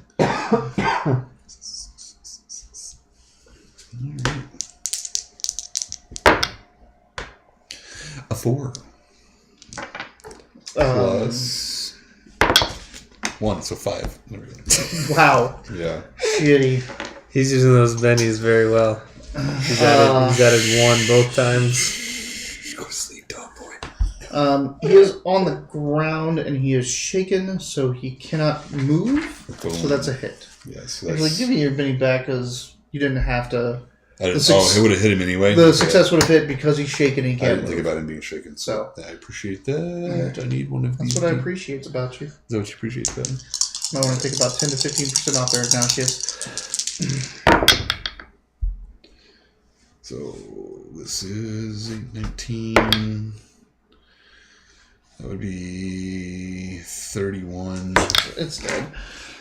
plus another 9, so 40. Yeah, that thing is ashes. It's, yeah, there is nothing left of that broad kill. It is Obscure just life ashes. source. It's gun, it's gear, all of it just ashes. Yep. That would have been enough if everything burned to actually have set the ground on fire if I was focused on it. Yep. There's a nice big scorch in the earth that Yeah, will grow annihilated anything it. for at least 4 or 5 years. But then it'll sprout anew. Thus, the great The cycle of life continues. Let's see what the shit Aryans do. But they hang out. I bet you they do. It's still nothing. Shani's turn next, right? No, the queen. You hear their mounts moving. Like you hear the thunderous roar of them moving. Can we tell if they're coming towards us or running away? Make a notice.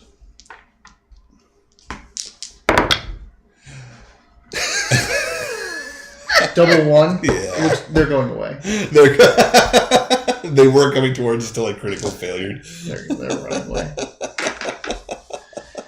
All right, 876. No more notice checks. No, I don't want to. I don't notice anything. I close my eyes and I walk into the tavern. I plug my ears with my thumbs like this. I don't hear shit. I don't want to know. You just tell me what happens. God damn it. 2 more broad kill come out of the tree line. These have cybernetics. One has an extra arm. An extra arm? Mm-hmm. Just another cybernetic arm coming out. He has 2 cybernetic arms on one side. Gotcha. And his other normal arm on the other.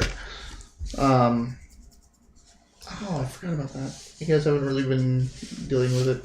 These, since they're 10 feet tall, you do get +2 if you shoot them. Oh, because they're all big? Yeah. Not for me. I haven't really been in position. If you to did bolt, shoot you them. would. Oh, okay. I'm not doing But not your... That should burst doesn't work that way.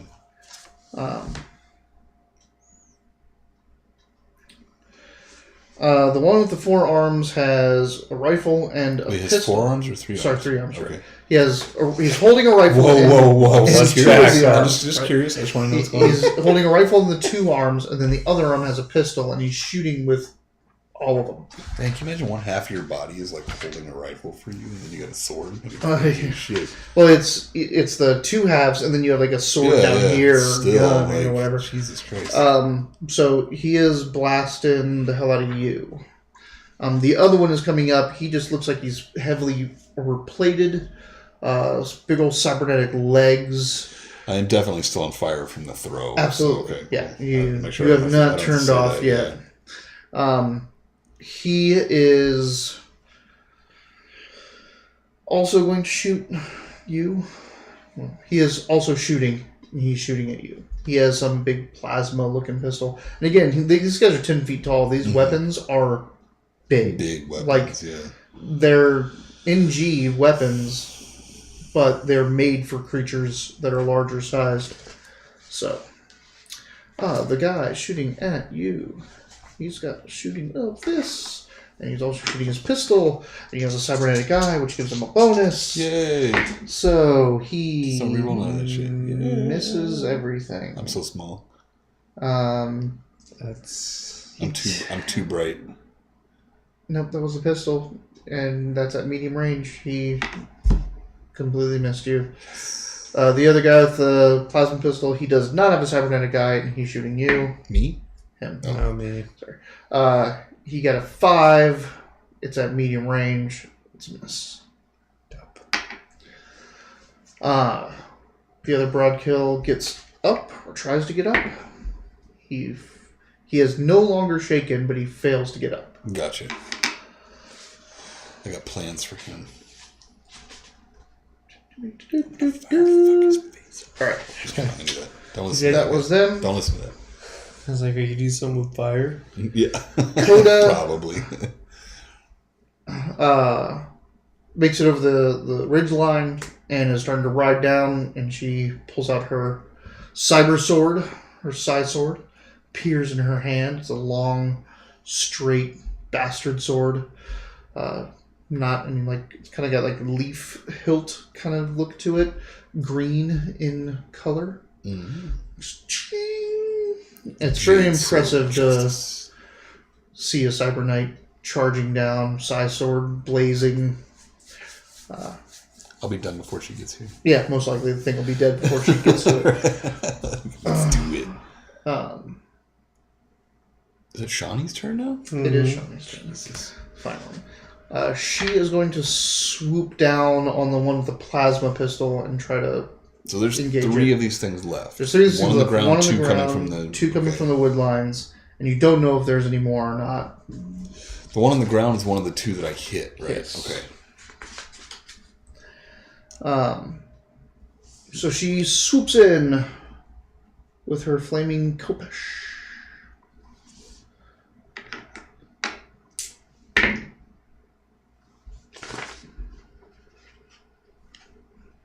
Charging in the air, she hits it. Strength plus D10. AP4, mega damage. 5, 6, 7. She just does nothing. And she glances it. Glances it on its, like it has that thick metal plating of cybernetic, so just hits off, leaves a nice scorch mark into it, a nice gash, but it just cool. It just shrugs her off, and she's up there like some crazy. She's armored up now as well, but she's like this Egyptian angel battling this Egyptian Valkyrie almost battling this demon with a plasma pistol over there. All right, everything around. Any questions? Anything? 2 of clubs. Jack of Hearts. Yeah, that's pretty good. Here comes the 2 of clubs. All right, I've been drawing pretty well, actually.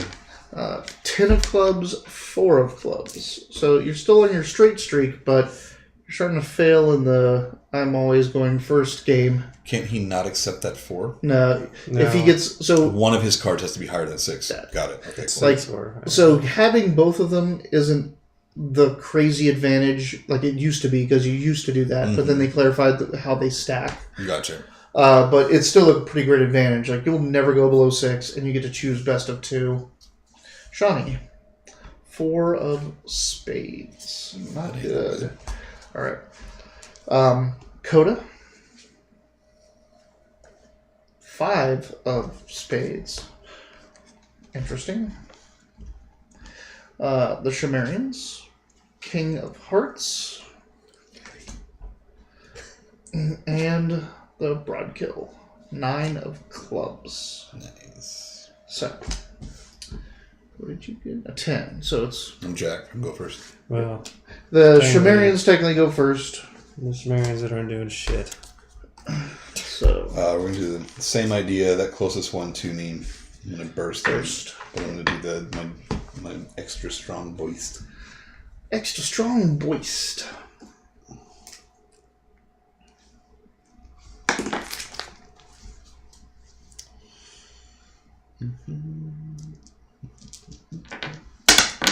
good. I'm off to a good start. 7. He is going to try to roll out of the way. He's got a negative because he's on the ground.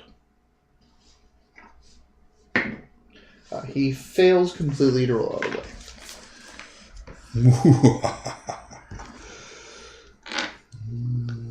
Another D12. Oops, sorry.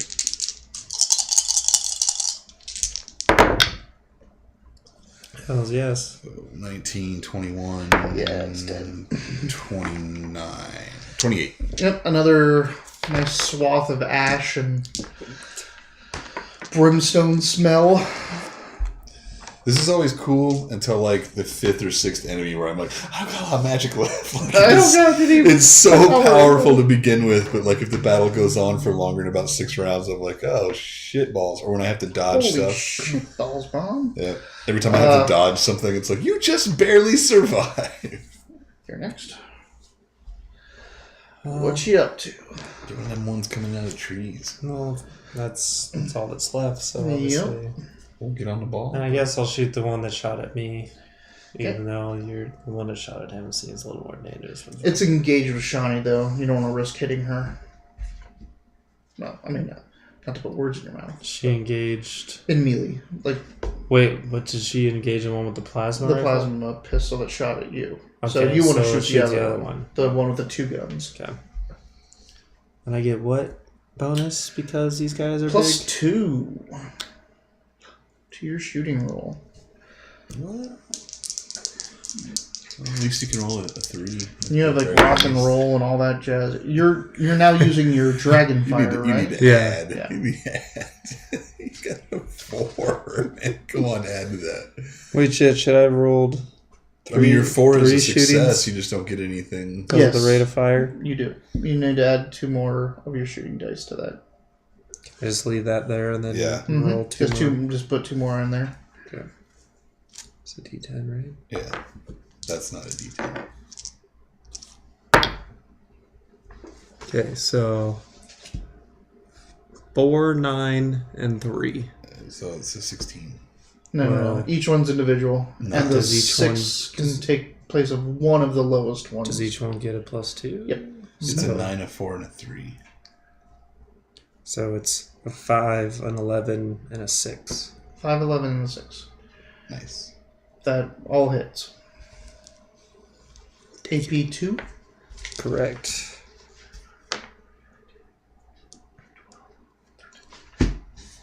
How many? 3d6 plus 2. Yeah. Dang. So that's 6 was 12. 12 so far. 16. 16. Plus 2, right? Mm-hmm. 18. 18. 18. That was the first damage. Mm-hmm.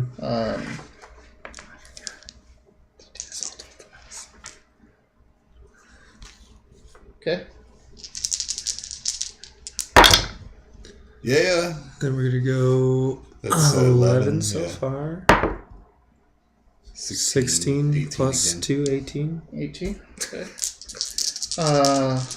That one is dead. You've spidered its brain. So it's like, and as you're going into that one, you can trail into the next one. What did you roll a 1 on your main die? On your wild die? Yes. Yeah. Did you roll a 1 on any other dice? Not since that one. Yeah, I'll let you trail into the other one. The one that's fighting Shani. So this last one. Yep. Well, luckily, 8. 10. So 10 total. 10 total. Okay. That one bounces off the armor. Kapling. Alright. There's only one left though. you should buy a flamethrower. It looks really well. On their turn, the one with the plasma pistol pulls out chain. Just grabs a chain that's wrapped around or hanging from his belt and tries to whip Shani with it. As far as we can tell and see, this is the only one left. Give me a second. Okay, I'm just Good night forever. She easily deflects it with her Kopesh and dodges it using her wings. And then 6 more charge out of the forest. 6. 2 of them do not have cybernetics. The rest are all cybered up. Various weaponry and craziness. Vibro swords, flaming swords, all kinds of stuff. Most of those shit Aryans would do something. Coda charges at all 6. She just bears down on them. Right into the center. Coda's a boss. We don't know. Well, the bad thing is I can't cone all of them anymore. I can only. And you can only section them cone off. like 2 or 3 of them, but Will I still be able to? you'll still be able to 2 cone yeah, 1 or okay. 2 on the edges. Alright. Also, it would also mean that I can't, like, grenade with Do a anything large else blast for to Right. 6 of them now. Because I That's true. fucking hit Coda. Which I don't know where that Should was. tell Shani, move Coda. Get her out of there. Carry Her Coda and out her of there. horse. Did she successfully do anything? Oh, yeah. Oh yeah. I would say, up until this point, Coda's just riding around like a jackass and a sword out. Well, she was riding a horse. We were flying around, and like we were already up there. She like charges down into into them, and as she goes through, she cuts through one completely, just the cyber sword. It like swung over top of her, and she just ducked down. You know, its torso was like right here, level with her. Cuts that thing in half, and then swings that around, and then cuts another one on the arm as it was passing by. So she is through the line and turning around now. But that is also when the Shamarians break over the ridge, all 5 of them in formation, riding down, and they all level their lances, and you just hear the charge of energy, and then the breaking of the sound barrier. There's They some like yelled down ripple. with dog boys. Down with dog boys, and they just shoot into all of you. You all die. No. Great segue. The sound, the breaking of the sound barrier and the projectile used is unmistakable. It's a railgun technology. It almost sounds like a small boom gun going off for each of their lances. They just go, instead of that big boom and that huge bore, with this smaller bore and these smaller flechettes, it's just like this almost ear-piercing ting, like as it just ripples through, you know, the air around it, superheats and has a trail of plasma. The little flechettes are going so fast. But it's the unmistakable crack of a railgun going off, electromagnetic, no propellants, no anything like that. And you see the other 4 broodkill, the 5 broodkill, the 1 wounded one, the other 4 just start taking huge chunks out of them, like blasting holes. One drops over dead with like a hole in its gut. So there's only 4 wounded broodkill left, or broadkill left. The one with the plasma rifle is still alive, right? That Shani was engaged with? Yes. But of the 6 that... I know, I just wanted to make sure for... I was going to obscure the area, but I still have rope. So You can use rope. 10 of hearts. Use the rope. It's you in the double digits still. I know, I'm doing 10 pretty good. and 3 of spades with the dog boy card, Hey. which is really low, by the way. It's a 3. You just don't have to, like, throw that out there. And that was completely impertinent. A 7 of hearts for Shani. Coda gets a king of diamonds. The Shamarians get a 10 of diamonds. What are you, 10 of what? And the broadkill I get get to go first. a 5 of hearts. I get to go next to last. What'd you get? Wait, second from last. I got 10 of hearts. So 10, you got a... I'm a 10 of 10. spades. So it's king, and then you guys. So the Shamarians just rain up and launch another volley of these railguns at the group. Wait, isn't the 10 the Shamarians? Oh, sorry, the king is Coda. Yeah. You're right. Coda has the king. So she just on the horse is like kind of dancing around, flashing out her blade, trying to finish off 2 more.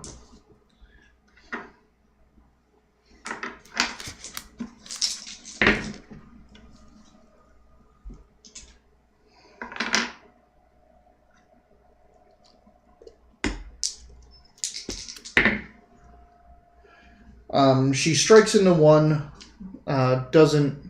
she does more damage. It staggers back, but it doesn't kill it. She's just there in the midst of them all, being a badass. So that was Coda. 10s. 10 of hearts. Versus Spades. Spades is highest. So Spades goes first.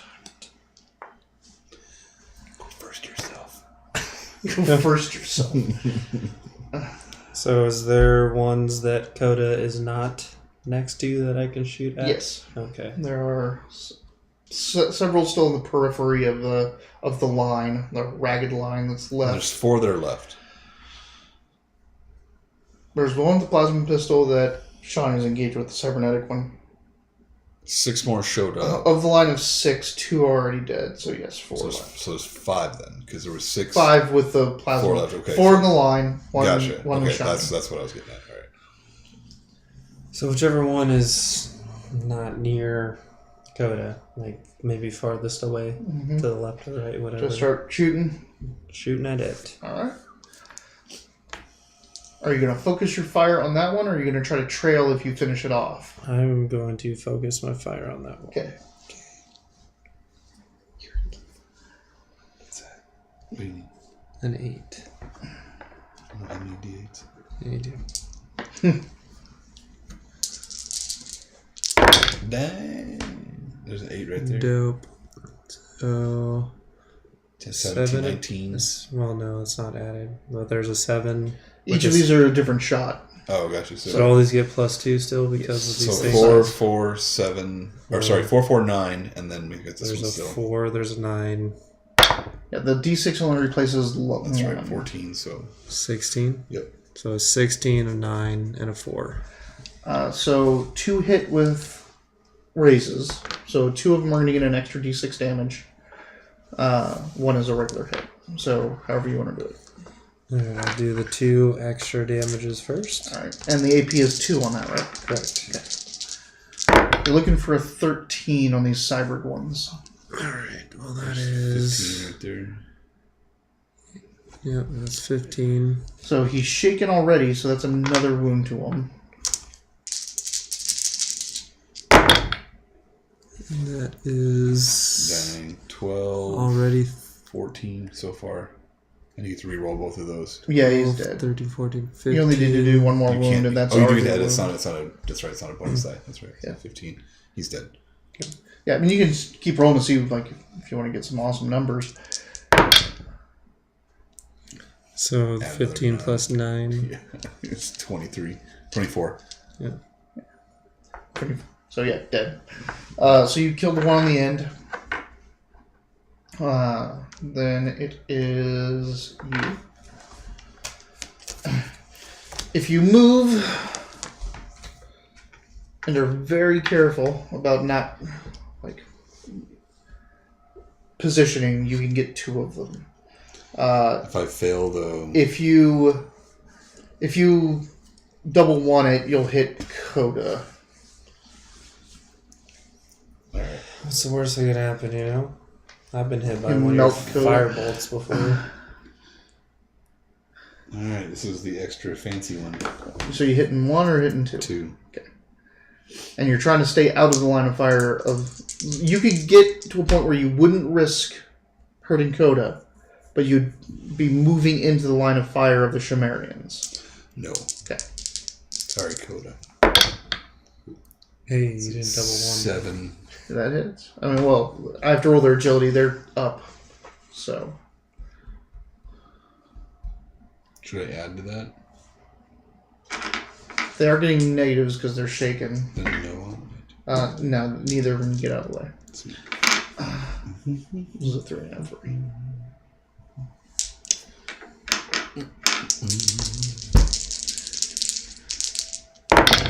Seven.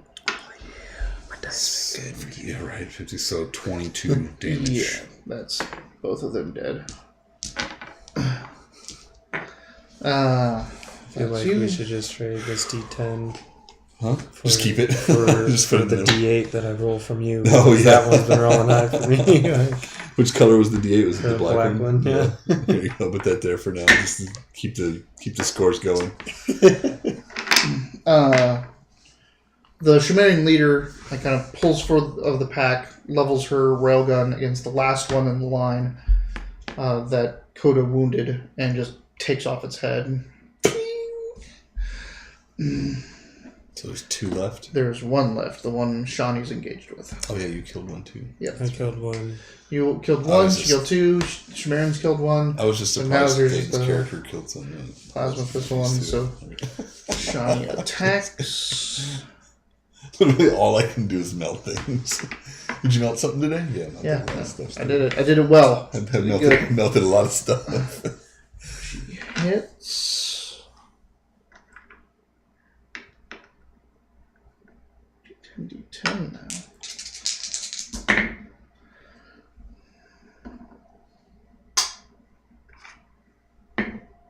There we go. There we go.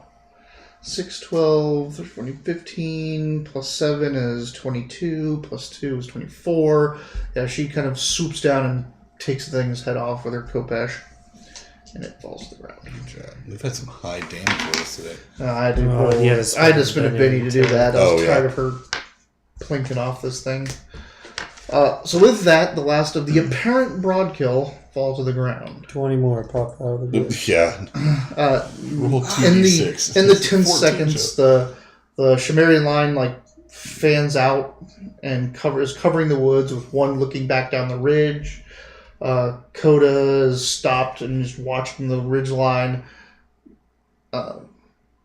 Shani flies up into the air, and again, you're just keeping out, and you're blazing heat just pouring off of you. And you're scanning the tree line.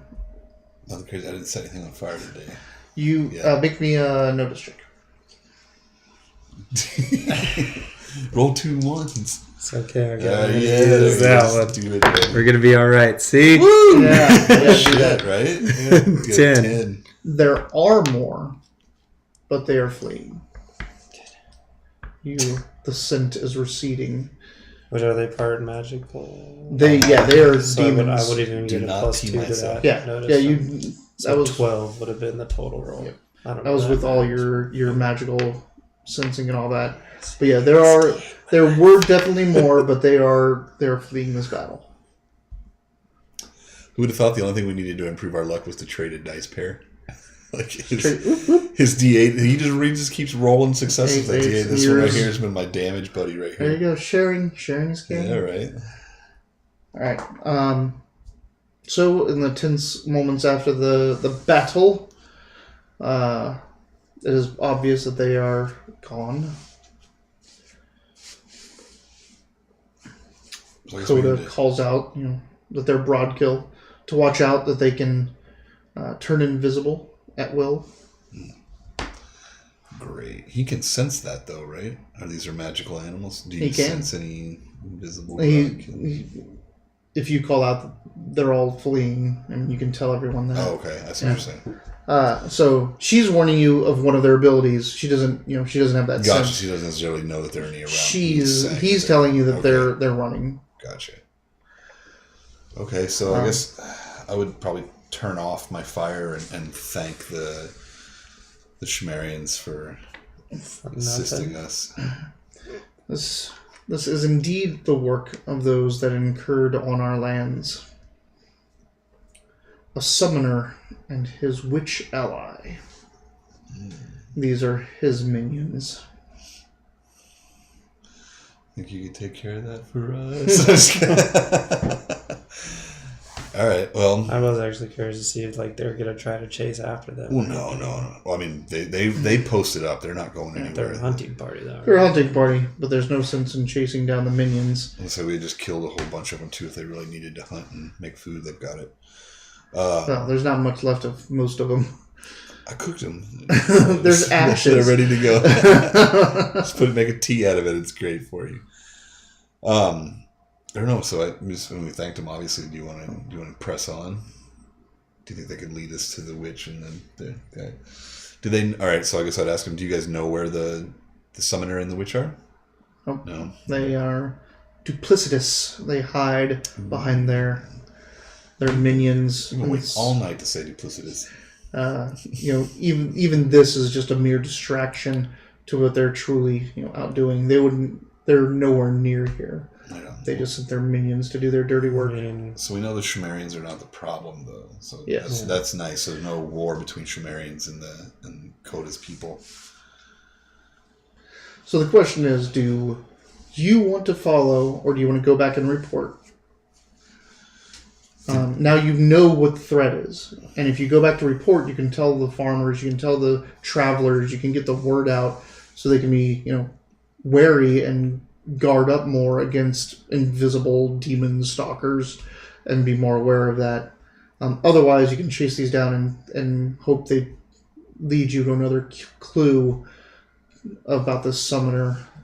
Because, technically I could continue, track them. could track them. Mm-hmm. Hope that they maybe lead us to the summoner. Now You can do that. do- I'll go back and report. You can do. You can also do both. You can head back to Broilerton, tell everybody, and get the word out, and then come back to these wood and try to pick the scent up. But the longer you're away from the scent, the harder the tracking is. Why don't we send Coda back? Okay. I mean, she's from the town, right? Yeah. Yeah, so why don't we tell her to go Somewhere. back and report, and then she can meet us back later if she feels inclined. Well, she'll of course come back out. I mean, this isn't your fight, and she thanks you for your Can I convey the need for the Sumerians to come with us? Can I possibly enlist Absolutely. their help? Roll it. Ah, damn it. You have to persuade. Yeah, I gotta persuade. It's okay. You got a I'm doing +2 better. because of your battle. So 7. Okay. They're like if you're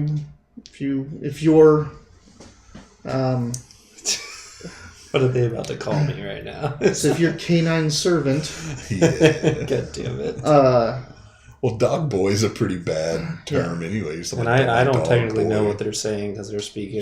Dragonese. Yeah. If your canine servant can smell these out and root them out, then of course we'll aid you on our hunt.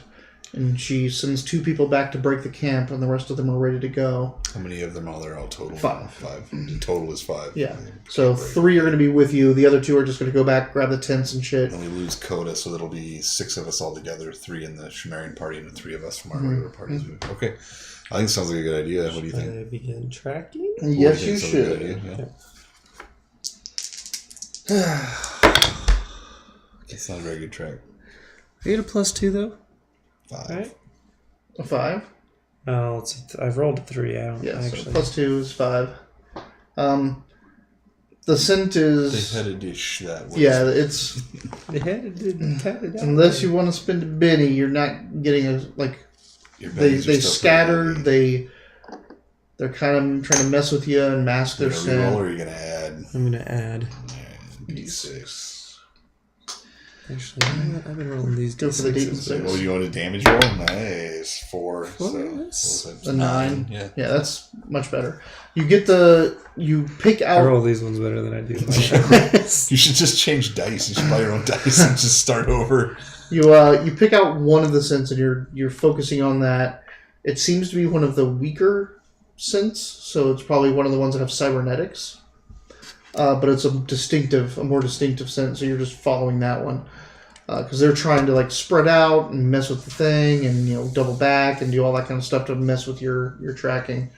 But you pick it up and you start heading out. And you'll follow that for the rest of the day through the woods. The other 2 Sumerians come up with their campsite. But they are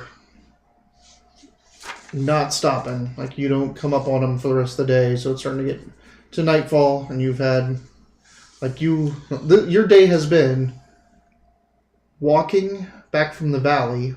You walked back to Wreckville in the morning. You went through this portal, you bought vehicles, you met those folks, you came out here. You haven't eaten yet except for your rations. I ate a whole chicken. Yeah, you ate a whole chicken. Like, he chose not to, so he's just eating whatever rations. And you've been on the move or fighting since then. I was going to say, so you guys are pretty exhausted. I don't recharge all the way, but I'm supposed to get rapid recharge, so I get like one every 30 minutes. So yeah. I'd say like it's been like 6 hours, so I get 3. You get 6 back. 6 back. So it's 6 hours, you get 2 every hour. So I did that backwards, yeah. Yeah. 12 back. It could be what kind of teacher? It wouldn't be 12. Shut up. Yeah, it would be 6 hours. You get 2 every hour. Yeah, 12 back. I'm at full. General studies. Yeah. She has rapid recharge too, but she used a lot more, so she's not full up yet. So what you're telling us is that we need to kind of camp for the night. Like, you're getting to the point where you either make the choice to start making vigor rolls to stay awake and stay focused and keep going, or you take a break. Why don't we see what the Sumerians say? We tell them that we need to rest. You feel like a scoff or a hint of like puny humans or animals or whatever like their thought of you is. But I'm good. They don't seem tired. Their beasts don't seem tired. I mean, they're fucking full of cybernetics, so they don't care. Yeah, let us ride on your beast and Yeah, maybe they can. Can we ask them? Can they aid our? We rest while they drag us or something like that? I mean, we have our own. You have your carts and stuff like that. vehicles. Yeah, we can't just drag vehicles. I mean, but they seem okay with it as long as they're pretty adamant. Like, you can keep the trail up, right? Like, they're looking at you saying something you don't understand, but it looks like it's condescending. They want to know if you can catch the scent in the morning if we rest now. I can. It'll be a little tougher, but Let's not tell them that. Yeah? Say yes. Yeah, You give them with all your confidence. You tell them yes, you can.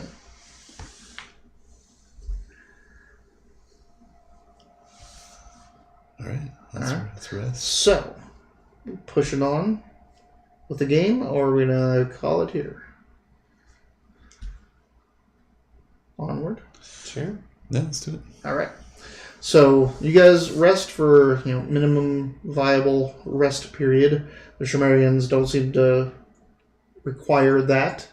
So, if you trust the Sumerians, you can all go to sleep. You don't need to do watches. And you can cut it down to like a 3 or 4 hour rest just to get you going again. That sounds like the best idea because I'm already my sonics are already refilled, but I just need some rest, so I don't have to do that vigor check I'm bullshit. guessing you would trust the Sumerians, and so I would trust you. Which is not a good thing, but that's all right. I don't know. Does Shani have any kind of inkling about what's going on? She doesn't seem to think that it's bad to fall asleep while Sumerians. If they really wanted to blow you guys away, they would have done it by That's now. very true. I mean, they've already seemed to accept our help and stop for us. So yeah, let's just rest. Literally, we can totally need like 10 turns before they're going to do anything anyways. They flanked. So, Shit Aryans. They killed more than you did. There were 5 of them, though. We're on the same team. You guys sleep, set your little alarms, whatever. You wake up 3 hours later, and you can go back at it. All right. So, do their survival check to pick up the tracking.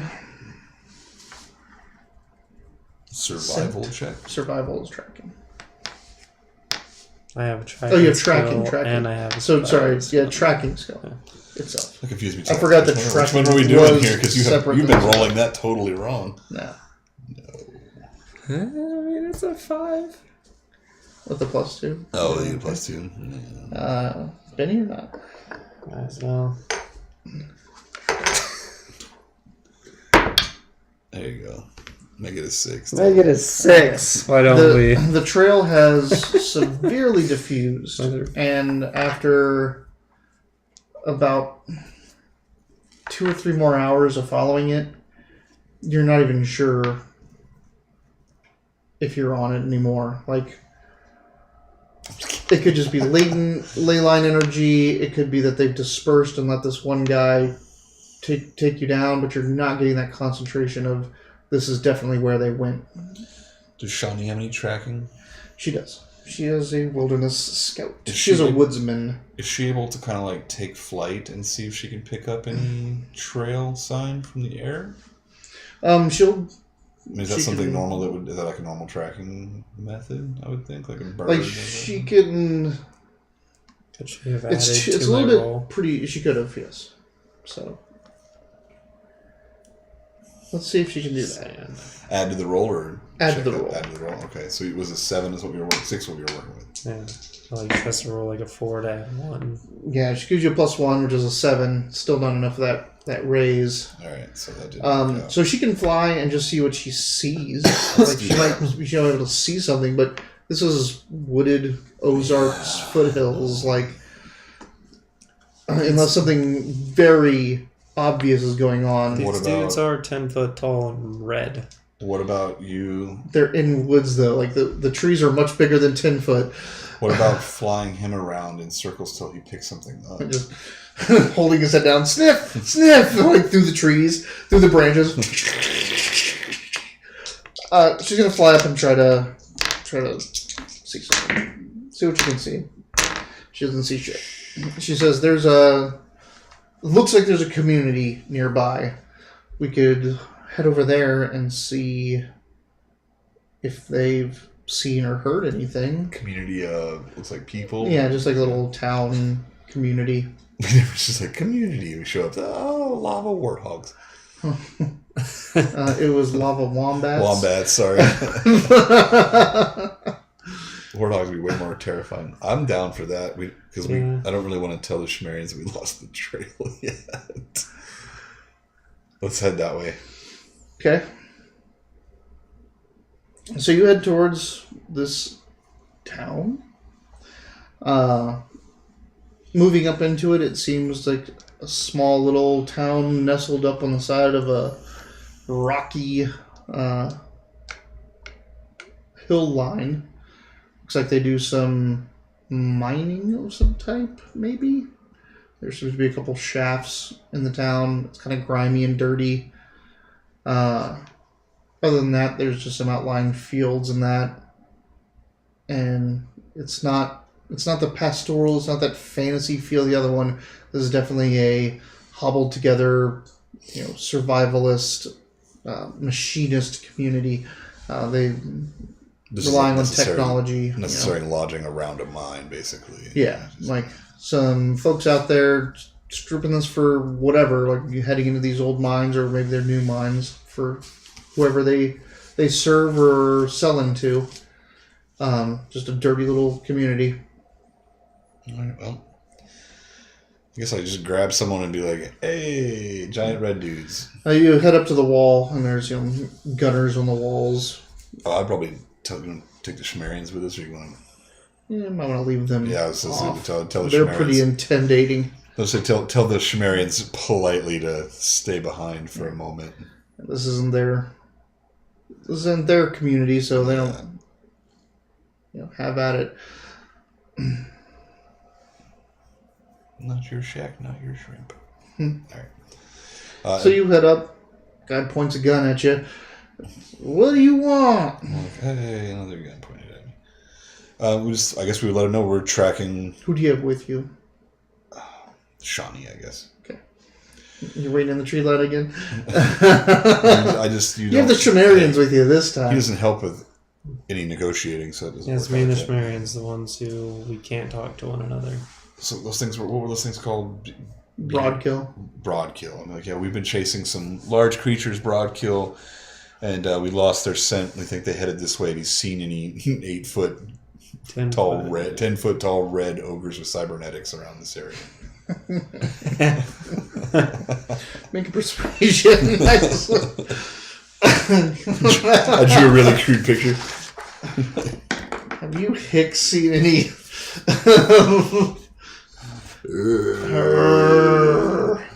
His third arm, the third arm one. Have you seen any of these? Hey, you hicks, have you this? seen Yeah. this shit? 4. Okay. Like, I don't know what you're getting at. We're not gonna be scared by your shit. I'm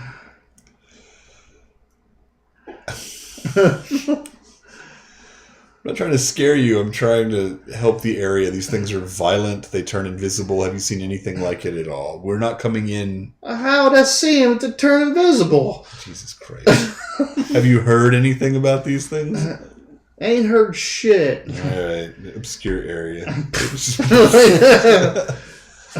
Alright, You ain't better be going after our caravans either. Going after you. Where are your caravans at? Just kidding. We didn't see any caravans this way.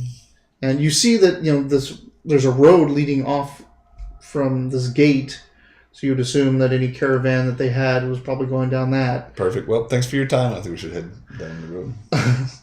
Try to catch up to the caravan and see if it's been attacked.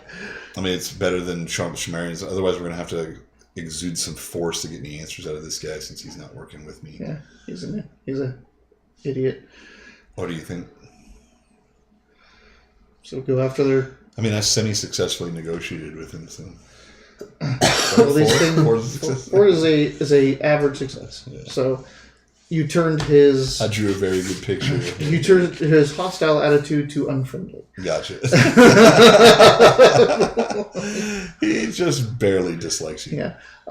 You can head down the thing because the Broadkill are hitting caravans and travelers and things like that. Well, so. that's the best idea since we've said that he's told us that caravans are going in and out and they're not going to help us, and I don't want to breach the wall. It makes more sense to follow the road away. So you follow the road. The Shamarians at this point, after heading down the road for a couple hours, have expressed that you guys have changed directions and asked for help and this and that. And, like, you still have the scent, right? Like, do you have the sense though? No, he have the no, sense? he has nothing. Nothing. Like, they're questioning your guidance or your guidemanship. Well, I guess I would. Can I tell who's in charge of the Sumerians? The 3 antenna one. Okay, 3 antenna one. That's what he said. So maybe I'd ask him if he has. She has any better method of tracking than we're using right now. They just follow where the screams are. Okay. Well, until we have screams, we're doing our best as well. I would say press on. I mean, they're not helping us unless we run into the bad guys anyway, but they're not our enemies. Mm-hmm. So I'd say we stay the course. They can make their own decisions about whether they stay with us or not. They're staying with you. All right. Not to be blunt, but you don't know what you're doing either, madame. Tracking rolls. Tracking rolls? Yeah.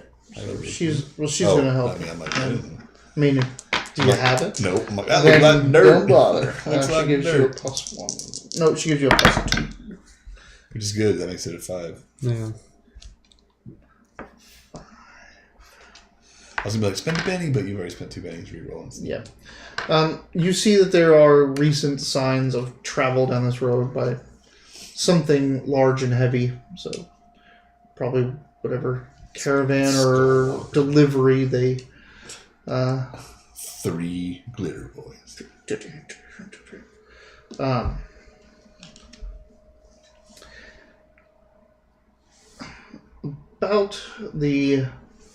As it's starting to get dark again, towards the end of the night, you're heading down the road still. From probably less than a mile away, you start to hear gunfire.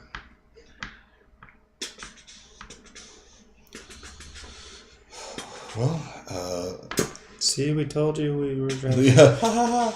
Go get them, Sumerians. I guess let's creep up on it without being too obvious, but make some haste.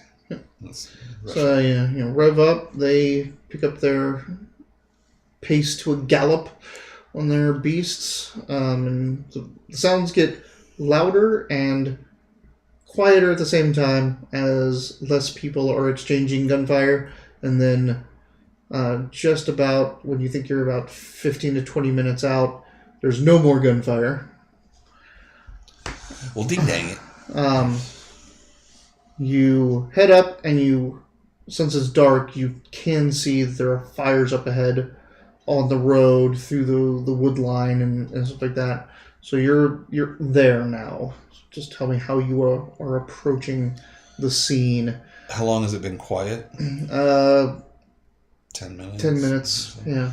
I think that I would be kind of antsy at this point, and we'll probably just, if no one's driving me up, I'd probably hop off and walk in, check it out. Yeah. So you're on a vehicle right now, but who's driving me? Shani. Then I would probably just be like, okay, let's drive in. Okay. Let's go. So you're just gonna head I would in. probably just, I'm not very bright. I'd probably just approach it. It sounds quiet to me, and like I've got the bite for catching up. Do you? Can you sense anything? Do you know anything? Make a notice check. Magique. 5. So 7. Plus the 2. 7. With the You do sense residual magic from creatures here. Can you tell sense of individual creatures? Like he's already experienced the... It does seem like the broad kill. I think we just all ride and or drive in. Okay. I don't like it's been 10 minutes. All right. So you see signs of a quick running battle. So there's pieces of vehicle and like a body here and there along the road, and then some erratic drive marks essentially. And then you see like a crashed motorcycle and a dead body and this and that. And then you come up on a larger truck that's been just bashed and brutalized in. Looks like it was hauling ore. It had some outriders of motorcycles and things like that, with mercenaries probably attending to it. They're just smattered throughout the forest in various states, dead, cut, bleeding, dismembered. In the back of the ore truck, it looks like it just had been torn open and things were being removed from it. But instead now, inside that hole is a broadkill, one of the cybernetic ones, the Cyber Eye, and he has got a fairly large gun leveled down the road coming towards him, which he's just going to start to open fire on everything. He's got an extra arm holding this. It's a cruiser. This is something that is placed on vehicles, and he's going to just start opening in. The most disconcerting thing is that you don't see any other broadkill. So, new fight, new shuffle.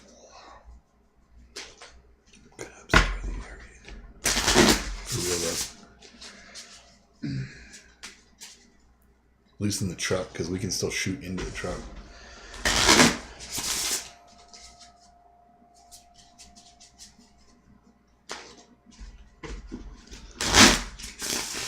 Like the sound of shuffling cards is depressing now. Like, we're about to get all right. Joker. 2 of spades. You got the best 2. Nice. The best worst card. And we're back. Perfect. It's chai time. Queen of spades, 10 of clubs.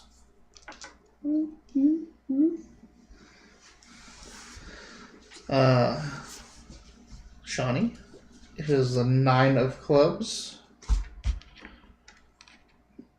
The Shamarians have the Queen of diamonds again. Second time I've got that. And the Broadkill have a 7 of spades. So I think you're going first. The King. Queen of spades. Queen of spades. Yep, you're going first. All right. So you're driving up singly on the quad, and as you come around, you see that the scene. That Broadkill's in pretty heavy cover and has a large gun leveled at you guys and is waiting. Essentially, he is about to open fire. If you take any other action that does not have something to do with I take cover, then I have no.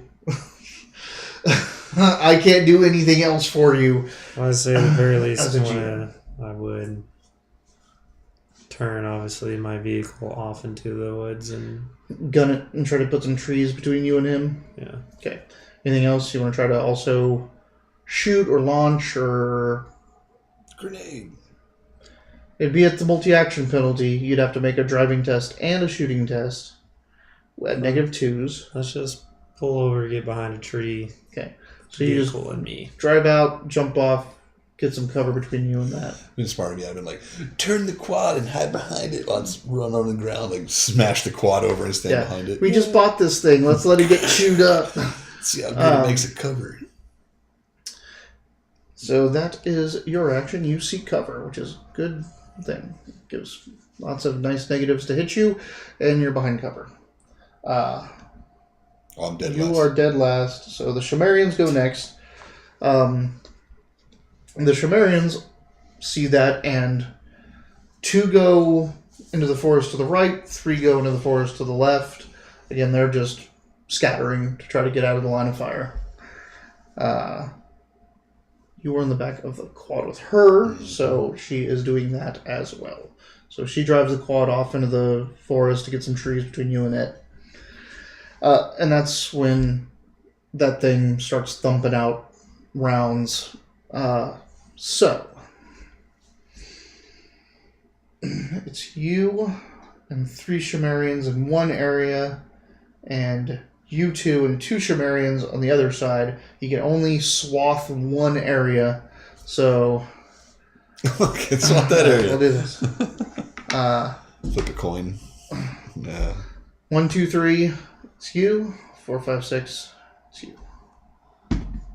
All right. I mean, that sucks. Sorry, buddy. A 3. So this thing is just sawing down trees, and this is to take out vehicles. This is a crew, serve vehicle-based weapon. It's puncturing right through trees and all that stuff. Good luck.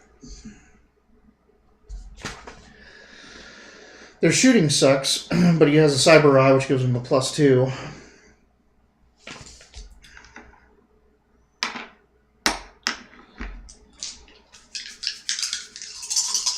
The fact that it goes through trees, my cover means nothing.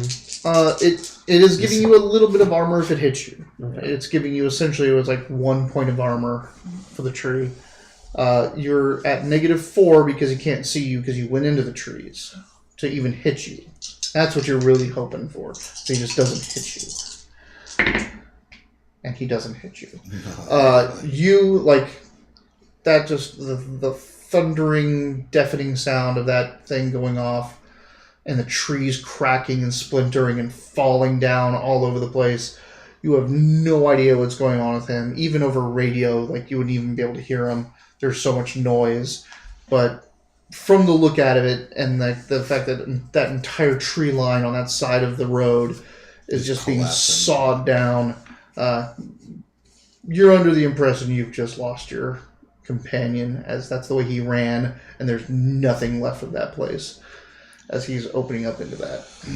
So, with obscure, because of distance, the range is my smarts, can I put the obscure area inside the truck? You can, but it would exude outside. Like, it's still going to... I'm just saying, so that way when we throw stuff into it, we don't suffer a negative penalty to trying to get it into the back of the truck? Or once I've obscured area, everything kind of it just envelops out. So I don't do that. So, like, you can put it in there, and it will contain it a little bit. Yeah. So no one would get the complete blind for shooting in there because you have a general direction. Like, if you put it outside, everyone's going to be at -4 to even try to hit him. Plus, he has cover.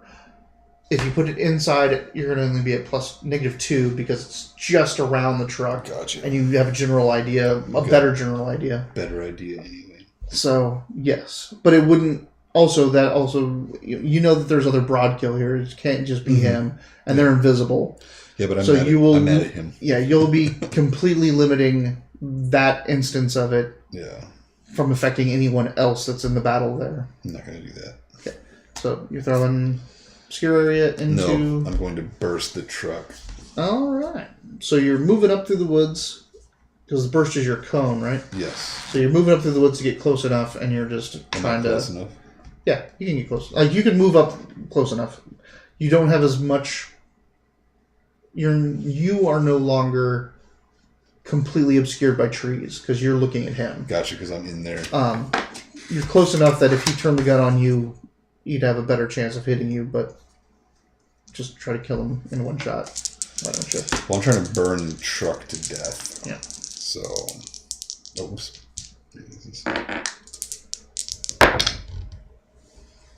All right. So 3. I'm not doing that. Add a d6. 4. You roll a 1 on your. Mm-hmm. So that's a success because I hit it, right? Well, he has a dodge essentially. But I'm hitting the truck, not him. You're not going to hurt him if you hit the truck. I know, but I'm going to burn the truck. So if I'm successful, my bonuses He's still in it, so I'm rolling for him to see if he's wounded or not. I was going to say, with everything burns, I roll a d10, so I've successfully struck the truck, but it's not flammable. Can I roll to see if I destroy the truck?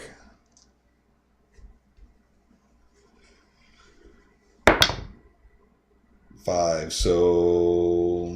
No. Nope, just everything that's highly flammable. Can I Benny that also, or no? No, it's it's a try roll. So anything that's highly flammable, all of the fuel in it, anything that would be flammable, any ammunition or whatever, probably go off. All the tarps in it, the tires, all that stuff goes up. He ducks back into the truck, but it's obvious, you're starting to cook that thing and it's starting to heat up. As actions for the next turns, you can spend your entire action intensifying and continuing to make the everything burns roll to try to melt out the truck. But of course, he's not going to be affected by that until the truck melts around him. Until I succeed. Or he jumps out. So what I need to do is draw a high card. Yeah, you just need to do that. Like this. An 8 of clubs. An 8 of clubs. Everyone just got to roll or pull lower. Hey, you got your dog boys again. It's bad because it's a low card. Yeah. You got it getting a straight 3 of spades, 4 of spades, then Queen of Hearts. It's Queen of Hearts. Crazy set there. Shani has a 6 of diamonds. I think that's a broad kill crazy. 6 of clubs for the Shamarians. And a 5 of spades for the broad kill. So, it's a shitty round for them, but you're going first. So can I even see the thing at this point? You can see the truck. I mean, you have stumps in front of you for cover, but you now have a clear line of sight as all the trees are falling down around you, and you're ducking all that, and the leaves and bristles and everything coming down. And but yeah, you now have a line of sight on the truck. He has ducked back in it to cover himself from the fire. But you can try to launch a grenade into the hole. Yeah. As I say, that's the only thing I could think of.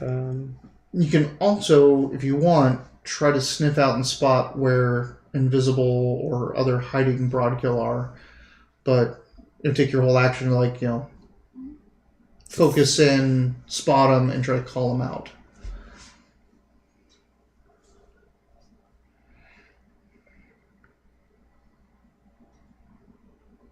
Kind of like that idea, though. All right. You want to look around? Yep. Yeah. Make a notice with your super senses. Super senses. You're looking for these. No, those. 7 plus 2. 9. You sense that there are 2 flanking groups that are probably invisible. Coming up, left and right, straight on to where the Shamarians and Shani pretty much are, and you are with your Shamarians. Then there's also a second line past the truck. Probably the cybered out ones that have the heavier weaponry. You can call all of this out through your radio if you want. Cool, let's do that. Okay. You hear your companion's voice finally through the cacophony of the trees and the gunfire. Burn. Oh, You're like, okay. burn, and like, you burn a little less. you hear him come through and calling out. And you're like, oh, he lived. That there's two groups of flanking coming from the 9 and 3, and there's a second line, and There'll be 12 at the 12 past the truck. This and that. You're calling out all the tactical information, allowing people to not get completely jumped and surprised by these guys. I would probably yell that out to the Sumerians too, since they don't have headphones and don't speak dog. So you call out in Dragonese to everything, to the Sumerians. Good. 8, yeah, that me. Mm-hmm. Yeah. 6-5 over here. Boom. Let's burn this truck some more. So everything burns. Just roll the d10. You just Oh, that's right. Oh, son of a bitch, man. I'm gonna essentially give you bonuses every round you keep doing it. You're gonna get That's another fine. +2 to the roll, so that +2 to the roll. If So I got +2, you're at that's 7 now. So everything that's possibly flammable is also catching fire now, not just the highly flammable stuff. So anything that might normally burn would be on fire right the now. dash, all the interior cabin, The paint. the paint, and under lots of the stuff in the undercarriage. Like this thing is starting to go up. The metal's starting to get hot, glow red. Okay, Shani. I may have focused too much on this truck.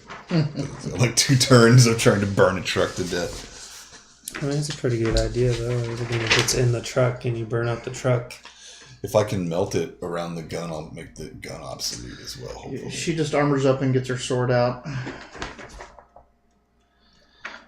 She also faces off to the flankers, and puts some cover between her and them.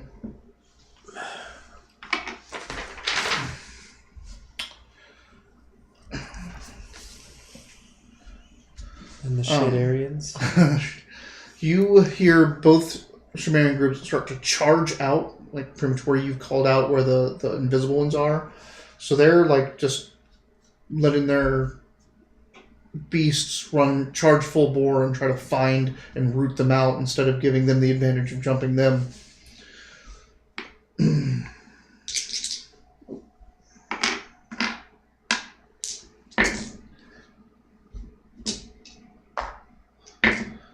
So an interesting thing happens that you notice while you're watching them, like the things charge forward, is they rush forward and then they stop and they kind of do the little fox head move, like they're, and then they pick a direction and then you see them engage broadkill, invisible. So something they have some type of awareness or sense that allowed them to hone in on them once they got close. They have echolocation in their penises. It's not their penises, No, but close. ears. That big dome head of theirs. So some laser fire and gunshots go off from the beast's cybernetics. You hear Broadkill screaming. Invisibilities drop. The Broadkill on Shani's side come out of invisibility and charge. So one of them is coming right up on you. He's just using his claws. He's coming at you. Make a spirit check for fear. No. Spirit. Damn it. 5. That's fine. They ain't that scary. You've already seen them once. So, Ain't scaring me. I see you. Fighting D8. Just trying to make 2 attacks against you. Your parry's a 5. Oh, my parry's an 18? Yeah, that's a 9 to hit you, so that's 1 hit with a raise. So I'm wounded and shaken, right? Not yet. I haven't rolled damage yet. That was just... He's getting an extra D6 to do damage. That's a D12 plus 2D6. You are flame on, I'm assuming. Oh, yeah, 100%. If I'm doing flame damage, I'm usually... Yeah. flame on, so. 8, 15. So that's your 11. Yeah. That's shaken wound. But you do damage to him. Oh, he made physical contact. He made physical contact with you. So my fiery aura is improved now. 3D8. So 3D8. Yeah. So 3D8. This one. This one. This one. So 19.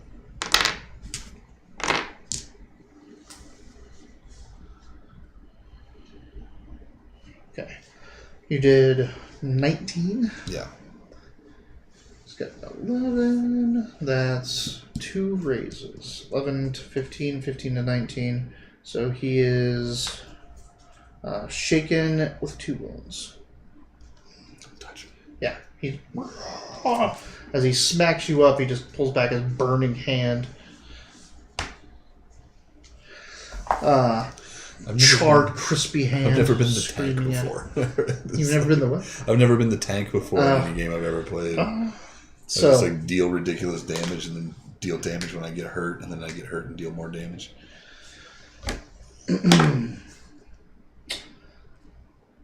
a hail of laser and gunfire come from somewhere beyond the truck. It's kind of wild. It's just trying to pick any movement in the forest, but you guys are still pretty heavily obscured by everything. So chances are not good, but let's see how the dice feel. Get the GM. I could skip this roll, but I'm going to roll it. Let's see. I want to get that 6, 12, 18, 24, Right, exactly. and that one shot's going to go all the way through the trees and everything, like pop you in the head. Blind me, took one eyeball out.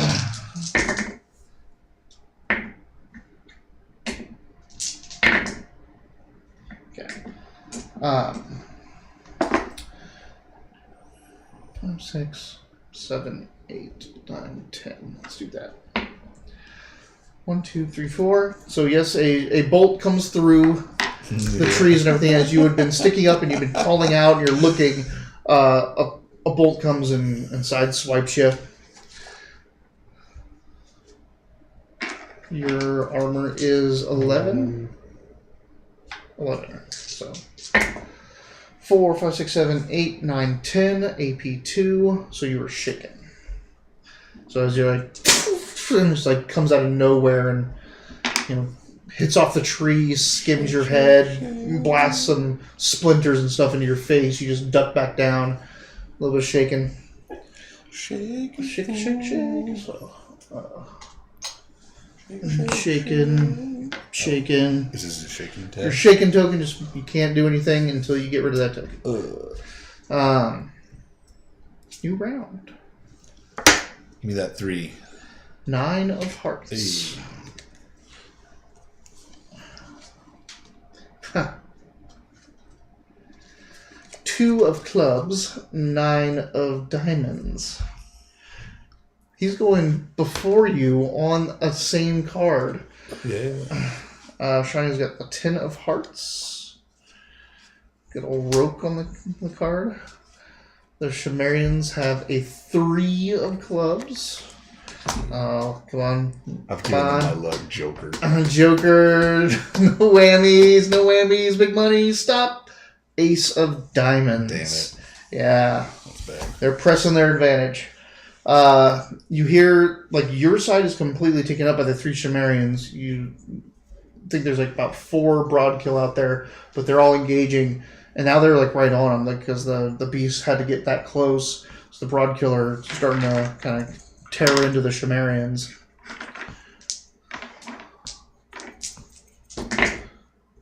Okay. You hear clashes and roars and screams and calls of battle. You can't really tell how it's going, though, through the din. So the 2 Shamarians are engaged. Now there's another Broadkill coming up to Shani, and the Broadkill that's still on you. He is pulling out a weapon now. He's pulling out a... The one that hit me. Yeah. He doesn't want to touch you again. Does it say it works for melee or any physical contact. It's physical contact, I'm pretty sure, because I've used it before by just grabbing on. Yeah. I'm just wondering if anyone hits you. 3d6 touch damage. Okay. And any clarification on being hit? So if if they've got a weapon, then they're not taking the damage. It just says touch damage. So I'm assuming if they don't touch me physically. So he's gonna pull out a big cleaver-like sword and try to hack you into pieces. Fire damage on your sword too. Yeah. Only a single attack this time. Was he wounded earlier? Yeah, I'm wounded and shaken. He's wounded. Oh, him? Yes, he is wounded. Okay. So he's got his -1 to his roll. Come on, natural 1. He slips and falls, touches your fire arrow, and is burned to death. He didn't get a natural 1, but he did get a 1. Yeah. So he's pulls back with that burnt hand. Unfortunately, it looks like it was his primary hand because he has to pull the sword out awkwardly from the scabbard the wrong way and just takes a big old ugly chop at you and completely misses. I go whiff. Whiff. Screaming the entire time. His breath smells really bad.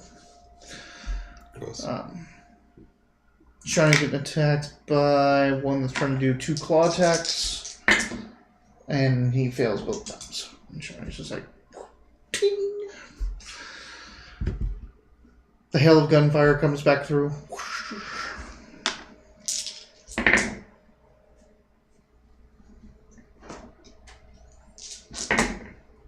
And nobody is hit by it this round.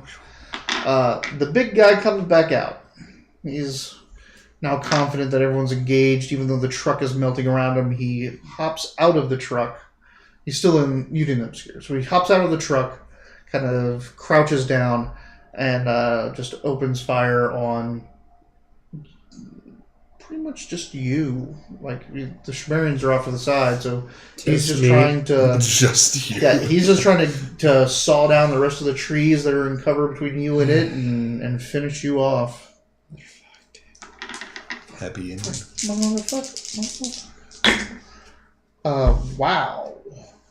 His gun is overheated because of everything you've been doing. It's like you hear it revving up. You start seeing the things come through. The trees, stumps next to you are starting to blow up, and you're shaking. You can't really move. You're just like, fuck, I'm dead. And then you just hear this awful hiss and ting, just something. The barrel snaps under the heat pressure. Usually they warp before anything else happens. If it's a chain gun, it's not a chain gun. Oh, they'll bend and they're caught in the rotate. That's why you have to fire them in bursts. It's a single barrel, so the gun started to warble or warp the barrel. Yeah. And then when a round went through it and it was bent, it just snapped and blew out part of the barrel. Yeah. Slams that thing down. Yeah. Lucky you. Right. Lucky you. I am lucky. Who's next? 9, right? Oh, Shani. Shani is going to whoop the shit out of the thing that's trying to attack her. Show him how real bitch. Show him how we doing in Atlantis. Hits him 2d10 now with her strength. No, d6, d10.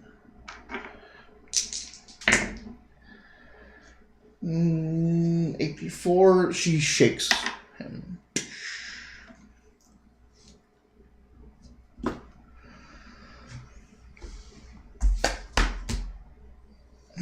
So, recover from shaking. That's just a d6 or spirit, right? Spirit. It's the same guy. That's a glitter boy killer. Oh, 3. Is that not enough? That is not enough. You are automatically unshaken if you spend a penny. Oh, then yeah, I should have done that. Also, I should have told you this before. When you take damage, you can spin one of these to try to soak it, so you can not take damage. I think we've done that in the past. Yeah. Okay, so I'm you are recovered. hurt still. You're hurt, so -1 to any roll you're doing. This broad kill is right up on you. There's the one standing outside the truck now. going for other weapons. In the truck? He's not in the truck anymore. There's no truck. There's no weapons in the truck that he's going for? No, he's going for truck. Like other weapons he has on him. Alright, so the one that hurt me, I'm going to get him back with a regular old burst.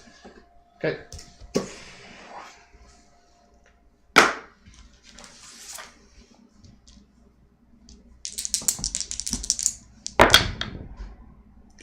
Five.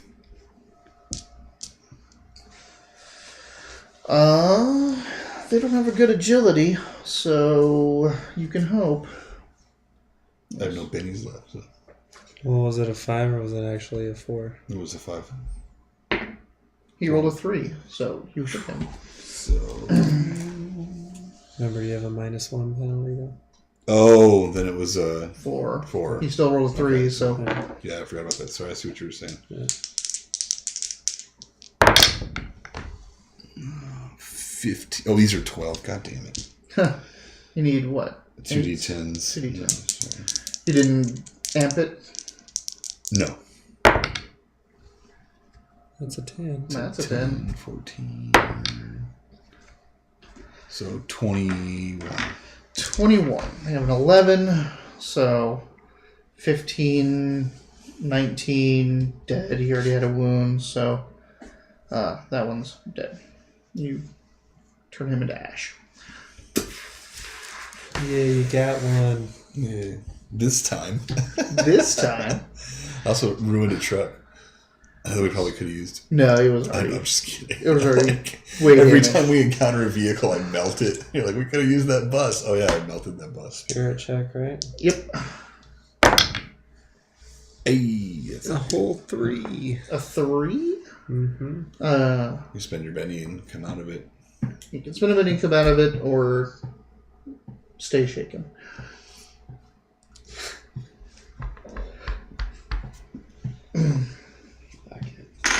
All right. That's the correct answer. Now what do you do? I'm shooting a guy that had the big gun because he has a hard on for me and I don't like it. Yeah, you don't want a broad kill hard on anywhere near you. It's cybernetic. It's got antennas and Fuck stuff. this guy. It's hot, uncomfortable, pointy in places it shouldn't be.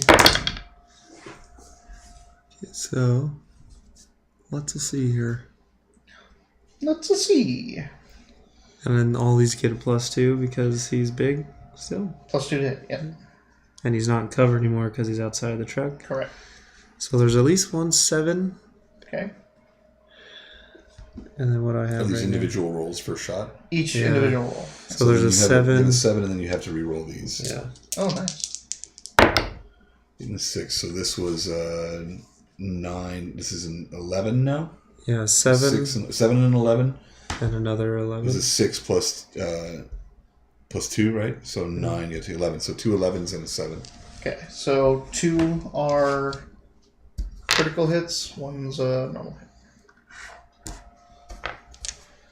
So I'll do the first 2 with the extra. Oh, perfect. All right, let's see. That's already 17, So that's 20. 15. It's 20, yep. Plus you have the 2 doubles. So 24, 26 for the first hit. Yep. That's at an AP2. And it was what? 26. 13, 17, 21. It would have been 25 then, right? Okay. So, starting at 13, you go to 17. 13, For the 17, first- then 21, and then 25, right? Be by 4s. 21, 25. And So what you do you got get? a 26. So Okay, it's so 4 that first raises. shot killed it. You're like, the first one went right through the Yeah, eyes. just- Yeah. he's like, oh! Like he pulls out like a huge battle axe from his back, and he's wielding it in both the arms on the same side. And he pulls out one of those molten daggers, and he just like, oh! You just collapses backwards. Fuck that guy. Fuck that guy. He didn't even hit you, did he? Oh, he did shoot you once. You got Shaken. That's right. And that was one of the other Actually, ones. the people Yeah. behind him hit me. He didn't hit much anything. All right. So heavy's down. Let's see. The Shamarians. So both times he was shooting, he went for me.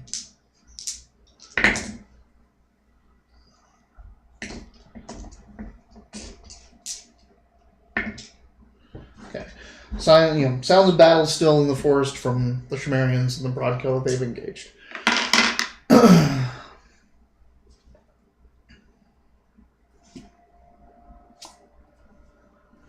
8 diamonds. Sticking around that area. 6 to 9. It's better than those 2s and 3s. That's very true.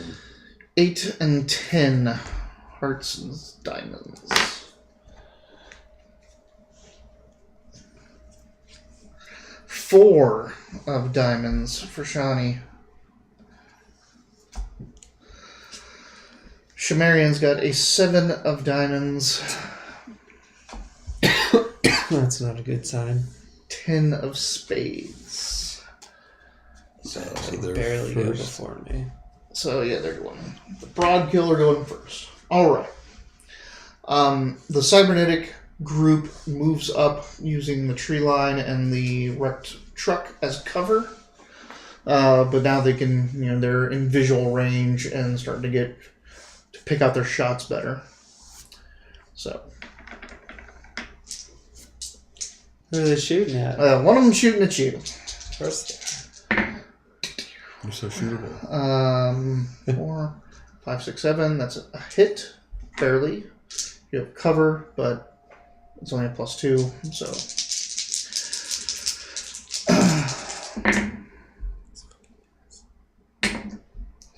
You got a Deyton 7.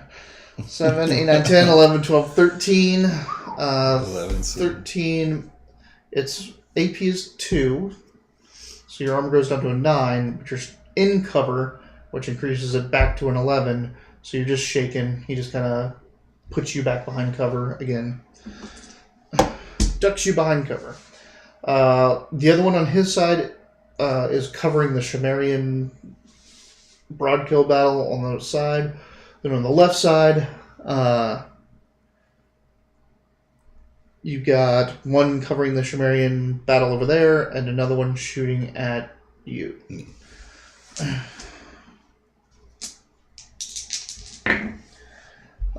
7 is also, again, barely a hit. No, it was an 8, but it's still barely hit because you're in cover. Not a raise.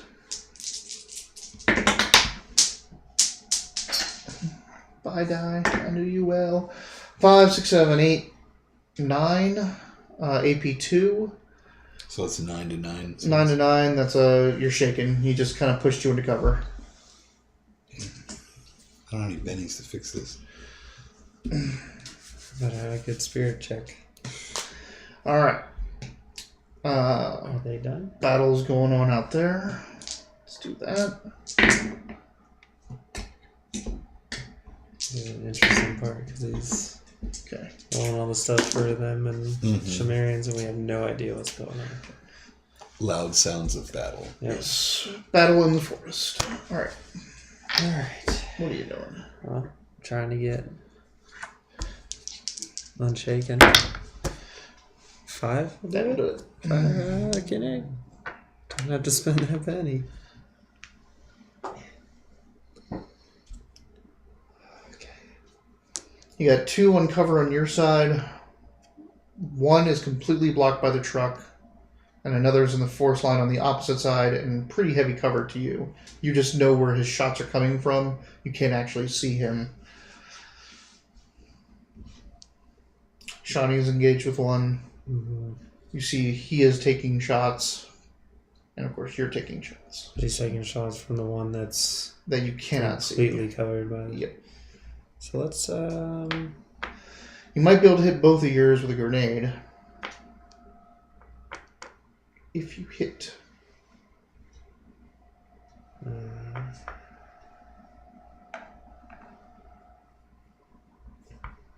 question is, what kind of... Are they close to one another? Yes. You can hit him with a small blast if you wanted.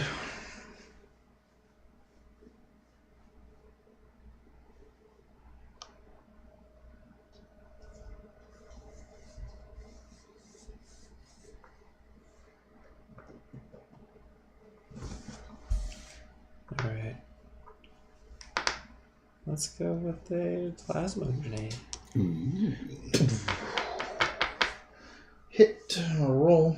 This is just a one shot because it's one grenade, correct? Yes. One rolled hit. You have no wounds, right? Correct. 5. One of them sees what you're doing and jumps out of the way, but the other one has no idea that's coming.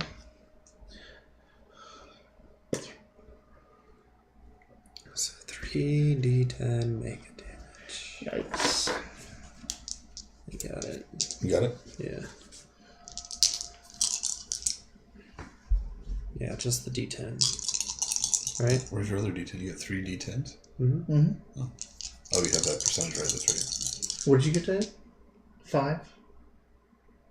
Yeah. 5 is the roll, yeah. Yeah. No extra damage. But I got a 14, 15. 15. AP? No. Okay. 15. He is shaken. Superheated ball of plasma hits the area. One dove out of the way, the one that was shooting at you. The other just kind of like gets knocked down, stands up. I'm like, ooh, neat. Plasma. I like that. That's your turn. So, what do you got? Yep, you're next. So you gave me a +2 on that burn in the truck. Do I get a +4 this time or a +3? Or Since you wasted a turn. Since you wasted a turn, is still just a +2. Okay. I got a shakeout anyway, so. Yeah. Six. Yeah, you're fine. Yeah, 8. Yep. Alright. So don't worry about that. Is there anybody that I can hit from where I'm standing right now? Absolutely, you can. I'm going to pee during this combat. If you move out of cover, you could burst both the ones on your side. If you stay in cover, you could hit one. Let's move out. Burst both. Just you stand and deliver. Walk out right into the road and Let's burn them up. burn.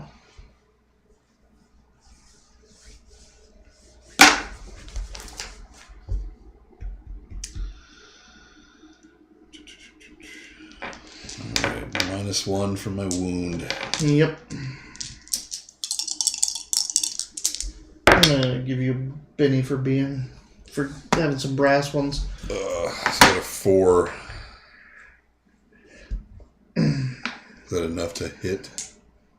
They have to use their agility to jump out of the way, Let's add a 6 to that. and they're getting bonuses because they're in cover.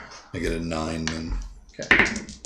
Neither of them get out of the way. Alright. Both of them would have gotten out of the way if you Yeah, alright.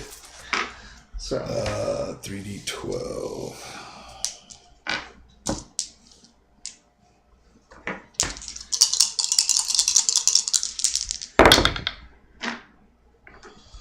A 6.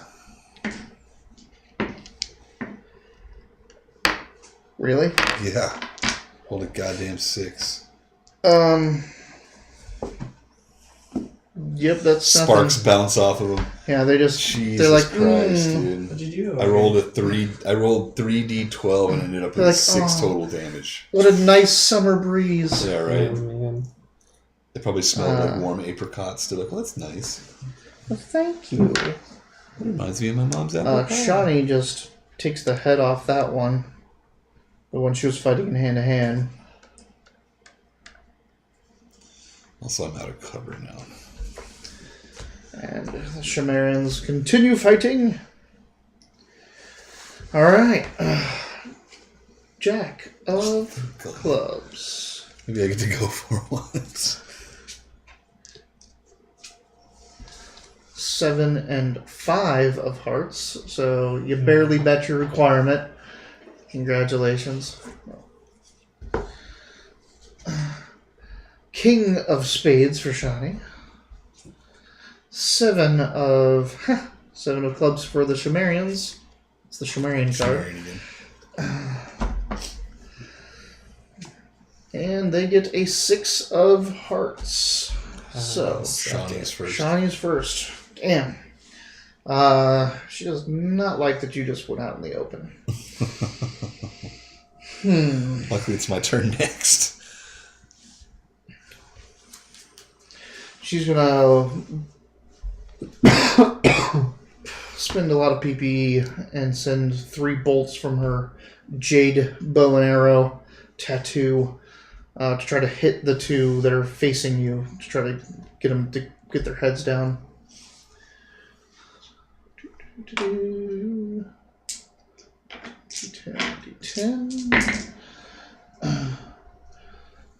She hits one of them.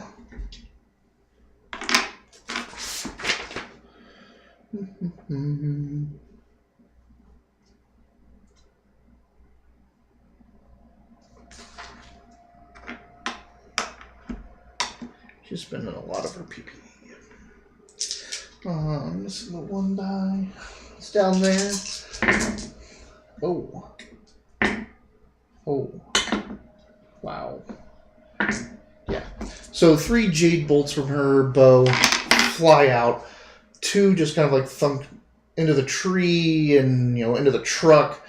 But that, like, the one that was closest, the one that was directly firing at you, he's just standing there like you walked out, you gave him the warm breeze, and he's like, oh, and all of a sudden, you see a jade arrow appear out of its skull, and its, one eye kind of like rolls weirdly and then falls out because it went in and cut through that, and he just pitches forward and slumps.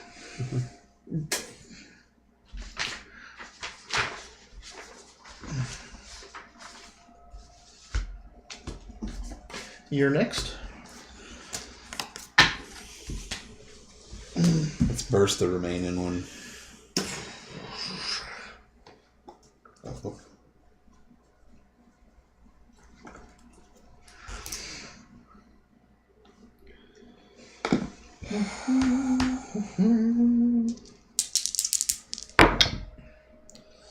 A 3.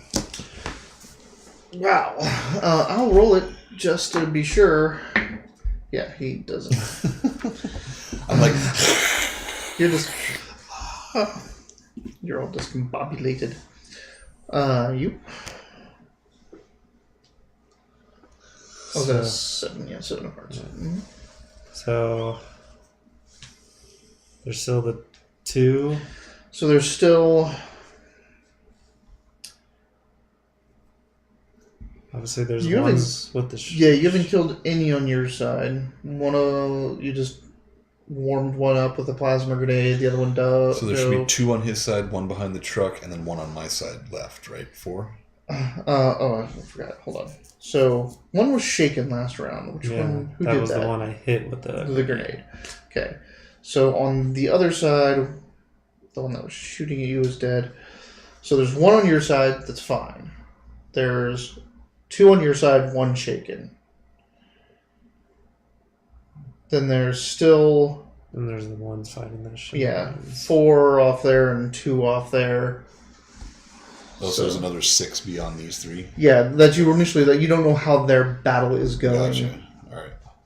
There's 4 versus my 3 Shamarians that were on my side, and there's 2 versus your 2 Shamarians on your side. Correct.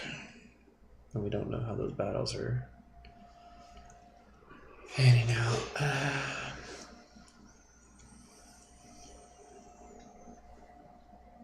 So both these guys, even the shaken one, still has cover, right? Yep. Alright, well, let's just shoot a frag grenade this time. Alright. It's a large blast, but screw it. Well, the shaken one doesn't get to dodge it, so... Right. 5. The other one does not dodge it either. So he was kind of he already jumped back. Dang damage. There's no AP on that one either, right? No. These guys are the cyber ones, so they're tougher. So 11. Nope, that's not going to damage either of them. They have 15 armor, the Cybern ones. The good news is it's still their turn eventually. Schmarines continue their battle. So now, the shaken one on your side does not recover. The other one stands up and tries to kill you. Stop. That is going to hit. It is not going to be a critical success, though. 5, 6, 7, 8, 9, 10, 11, 12, AP 2. So, that puts you down to 9, 9 to 10 to 11, 11 to 12. It just shakes you. So, You guys are just like shooting each other back and forth with yeah, shots. yeah, just twing, just twing. Put you just fire into put the other person in cover and duck down. Fuck. The one on your side, he's going to try to kill you.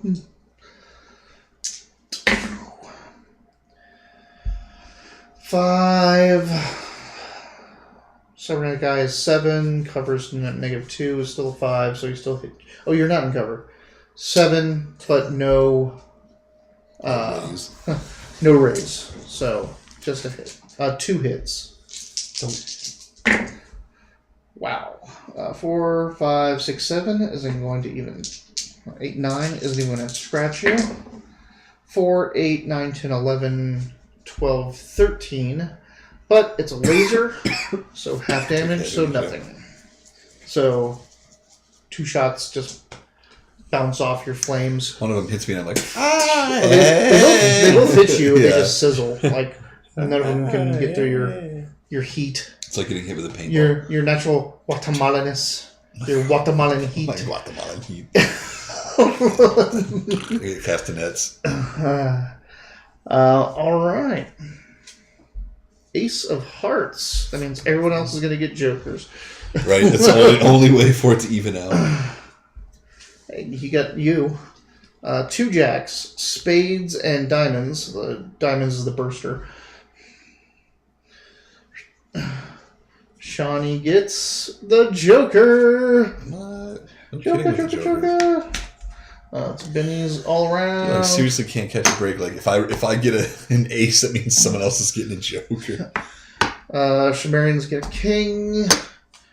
They get a 3, the broad kill. So king for the Shamarians. 3 for the broad kill that they're fighting. All right. All right, that guy that's still in front of me.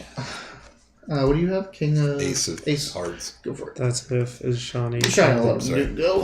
She just wants to defend anyway. Same old. Dangle. How about dangle? Boom. All right.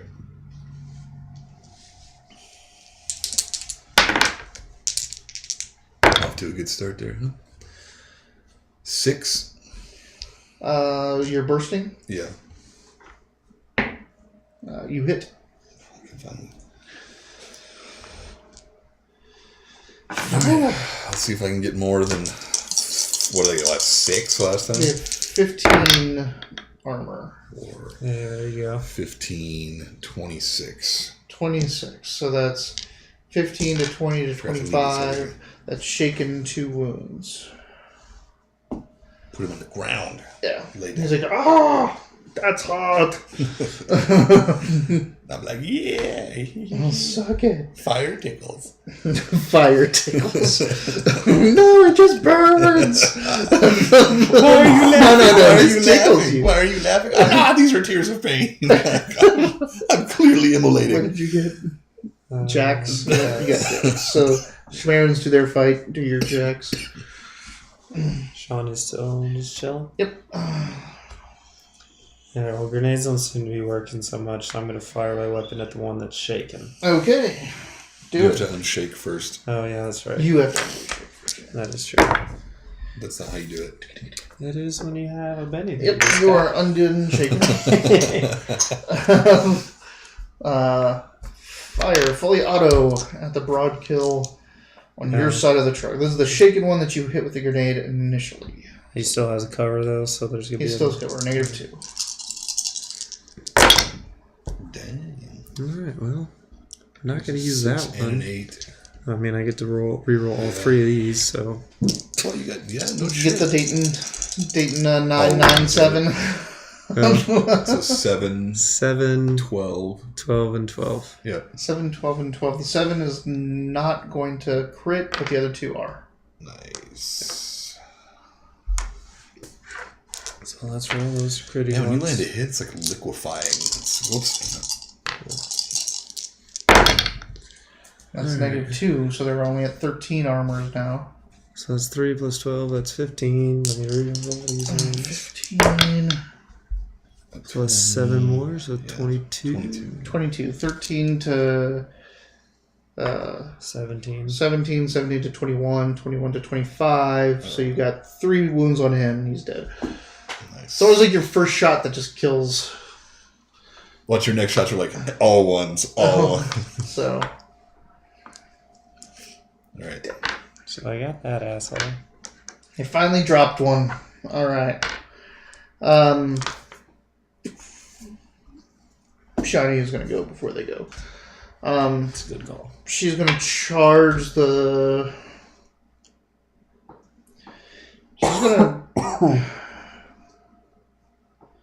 She's going to charge the one on your side. Looks like you're fine now. He's hurt So- pretty bad, yeah. She runs across up the truck and tries to, do a leaping charge at that one. And she gets a +2 to this roll. Yep. And another +2 because she's charging. You just gotta love it too. You're like, you look like you're okay now. I'm like, Yeah. Oh, yeah, I was not doing well earlier. You were not doing well. She was worried. I was worried. 679, 10. That's definitely enough to hit the guy. No raise because of cover. No. Yes, a raise because still over Because no 4 cover. over 8, 4 over 6. So. Wow, it's a shitty roll. She's gonna spend a penny to re-roll that damage. Was it a 6? It was a 2, a 1, and a 3. That's like my 12. I rolled There we like go. 3 D12. I rolled a 4 and 2 1s. And I was like, oh, fuck yourself. That one's now shaken and wounded, it looks like. So. It's gonna go. It's gonna try to fight back. It's fighting Shani. It's fighting Shani, because now it's in... It's got to unshake first, right? it does have to unshake first. It's not firing at me, at least. It does not unshake, so it's gonna sit there. Suck it. The one on you has to unshake. It does not unshake either. It's going down. So close. So close.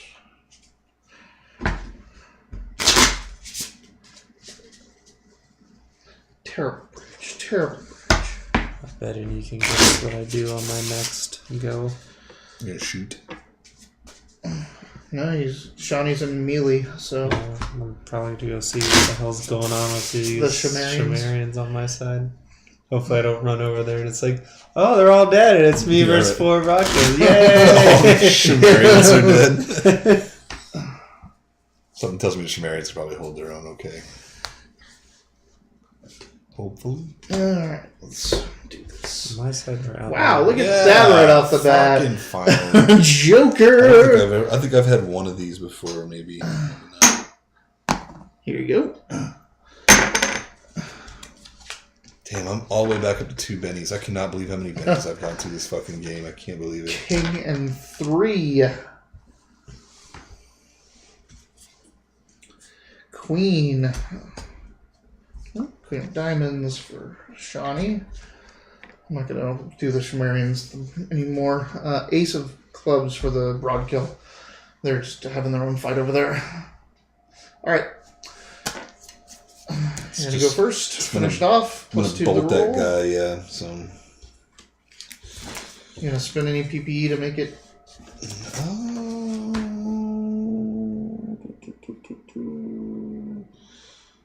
Yeah, let's do. Make it mega damage? Let's do 2 ISP to add 4 AP. It's already mega damage. Bolt is not. Flame Bolt, 46, 12, 24, 48 mega damage, no ISP. 1 ISP is plus 2 AP, 2 ISP is plus 4 AP. Double bonus on Leyline, use Psionics to Did attack. you enhance your bolt? Nope, it's right here in the basic rules. Look that up. I didn't think the bolt was already made damage, but it might have been. It's been a while since you actually threw one of those things. I know, I usually just burst everything. Last time we threw one, I think it hit me. 46 damage with a range of 12, 24, 48. This costs no ISP and does mega damage. Yep. You are naturally a mega damage bolter. So I just have to do a psionics roll, right? Yep. And you're spending the ISP to give it AP. Yes. Yeah, I'm spending 2 to give it 4 AP. Nice. So that'll negate all of its cybernetic armor.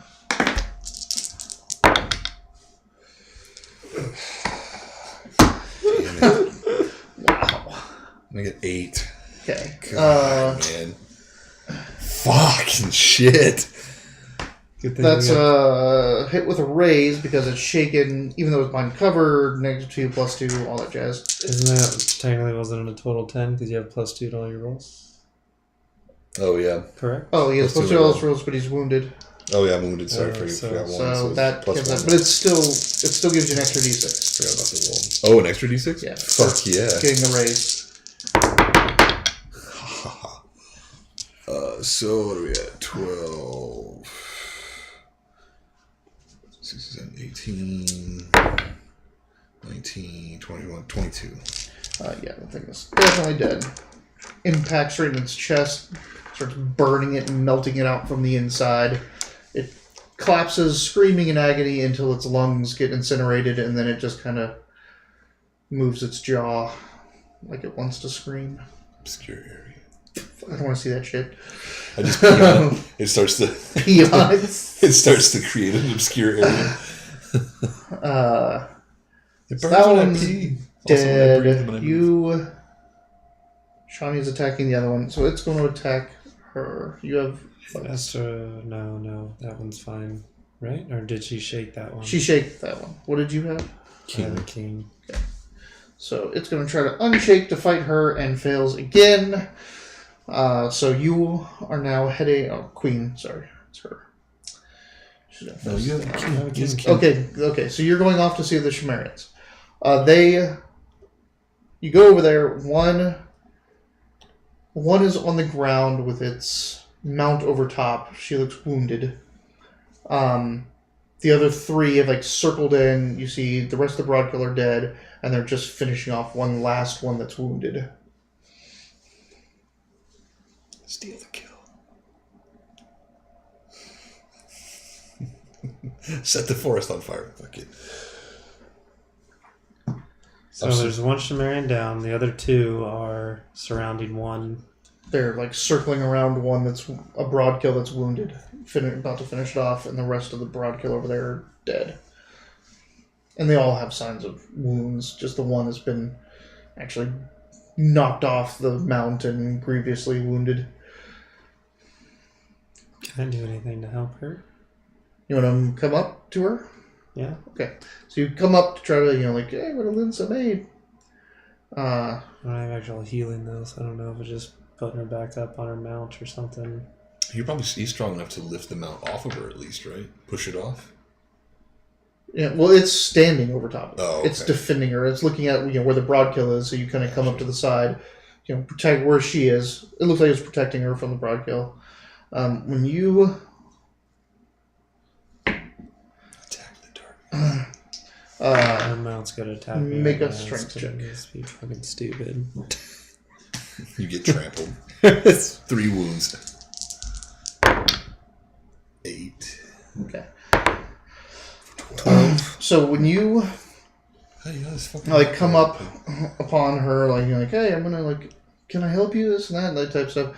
She swings for you like a full-on backhand to try to get you away from her, which you just easily shrug off. You were up and looking to help, so she tried to backhand, and you're just whatever, and and she's trying to get her gun to bear on you, but of course it's a huge long lance, and you're right there, so she looks very panicked that you're this close to her and trying to help her.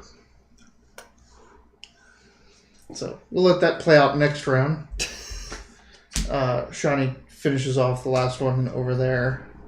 So that's it from the pretty main much fray, all. right? Yeah. Again, you hear one from your side. You still hear a little fracas over there, but yeah, she's not happy that you're trying to help her, and she doesn't seem to be one of the ones that speaks or understands American. So Cool. Obscure eyesight.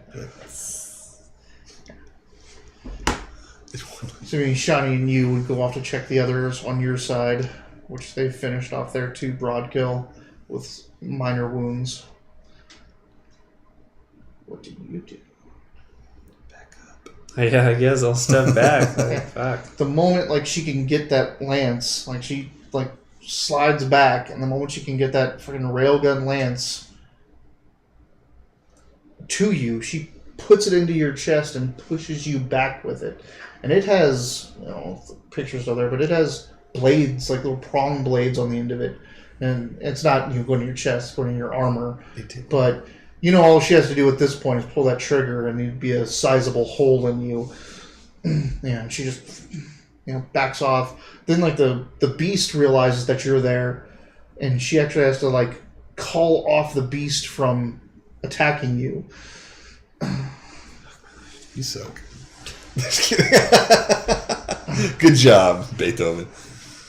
So, she, that's... after you back off and she calms down the beast and they finish off their broad kill, the leader kind of stomps her mount over and in a language you don't understand, yells something at you that doesn't sound nice. Am I close enough to understand what's happening? No, you're just coming in from the other side, and you don't see this alteration really taking place now. But they pick her up and put her on the back of one of the other ones, the wounded one, and she looks really hurt. They put her on the back and they ride off. All of them? All or just of the them. 2? Yeah. Yep, they just turn and leave.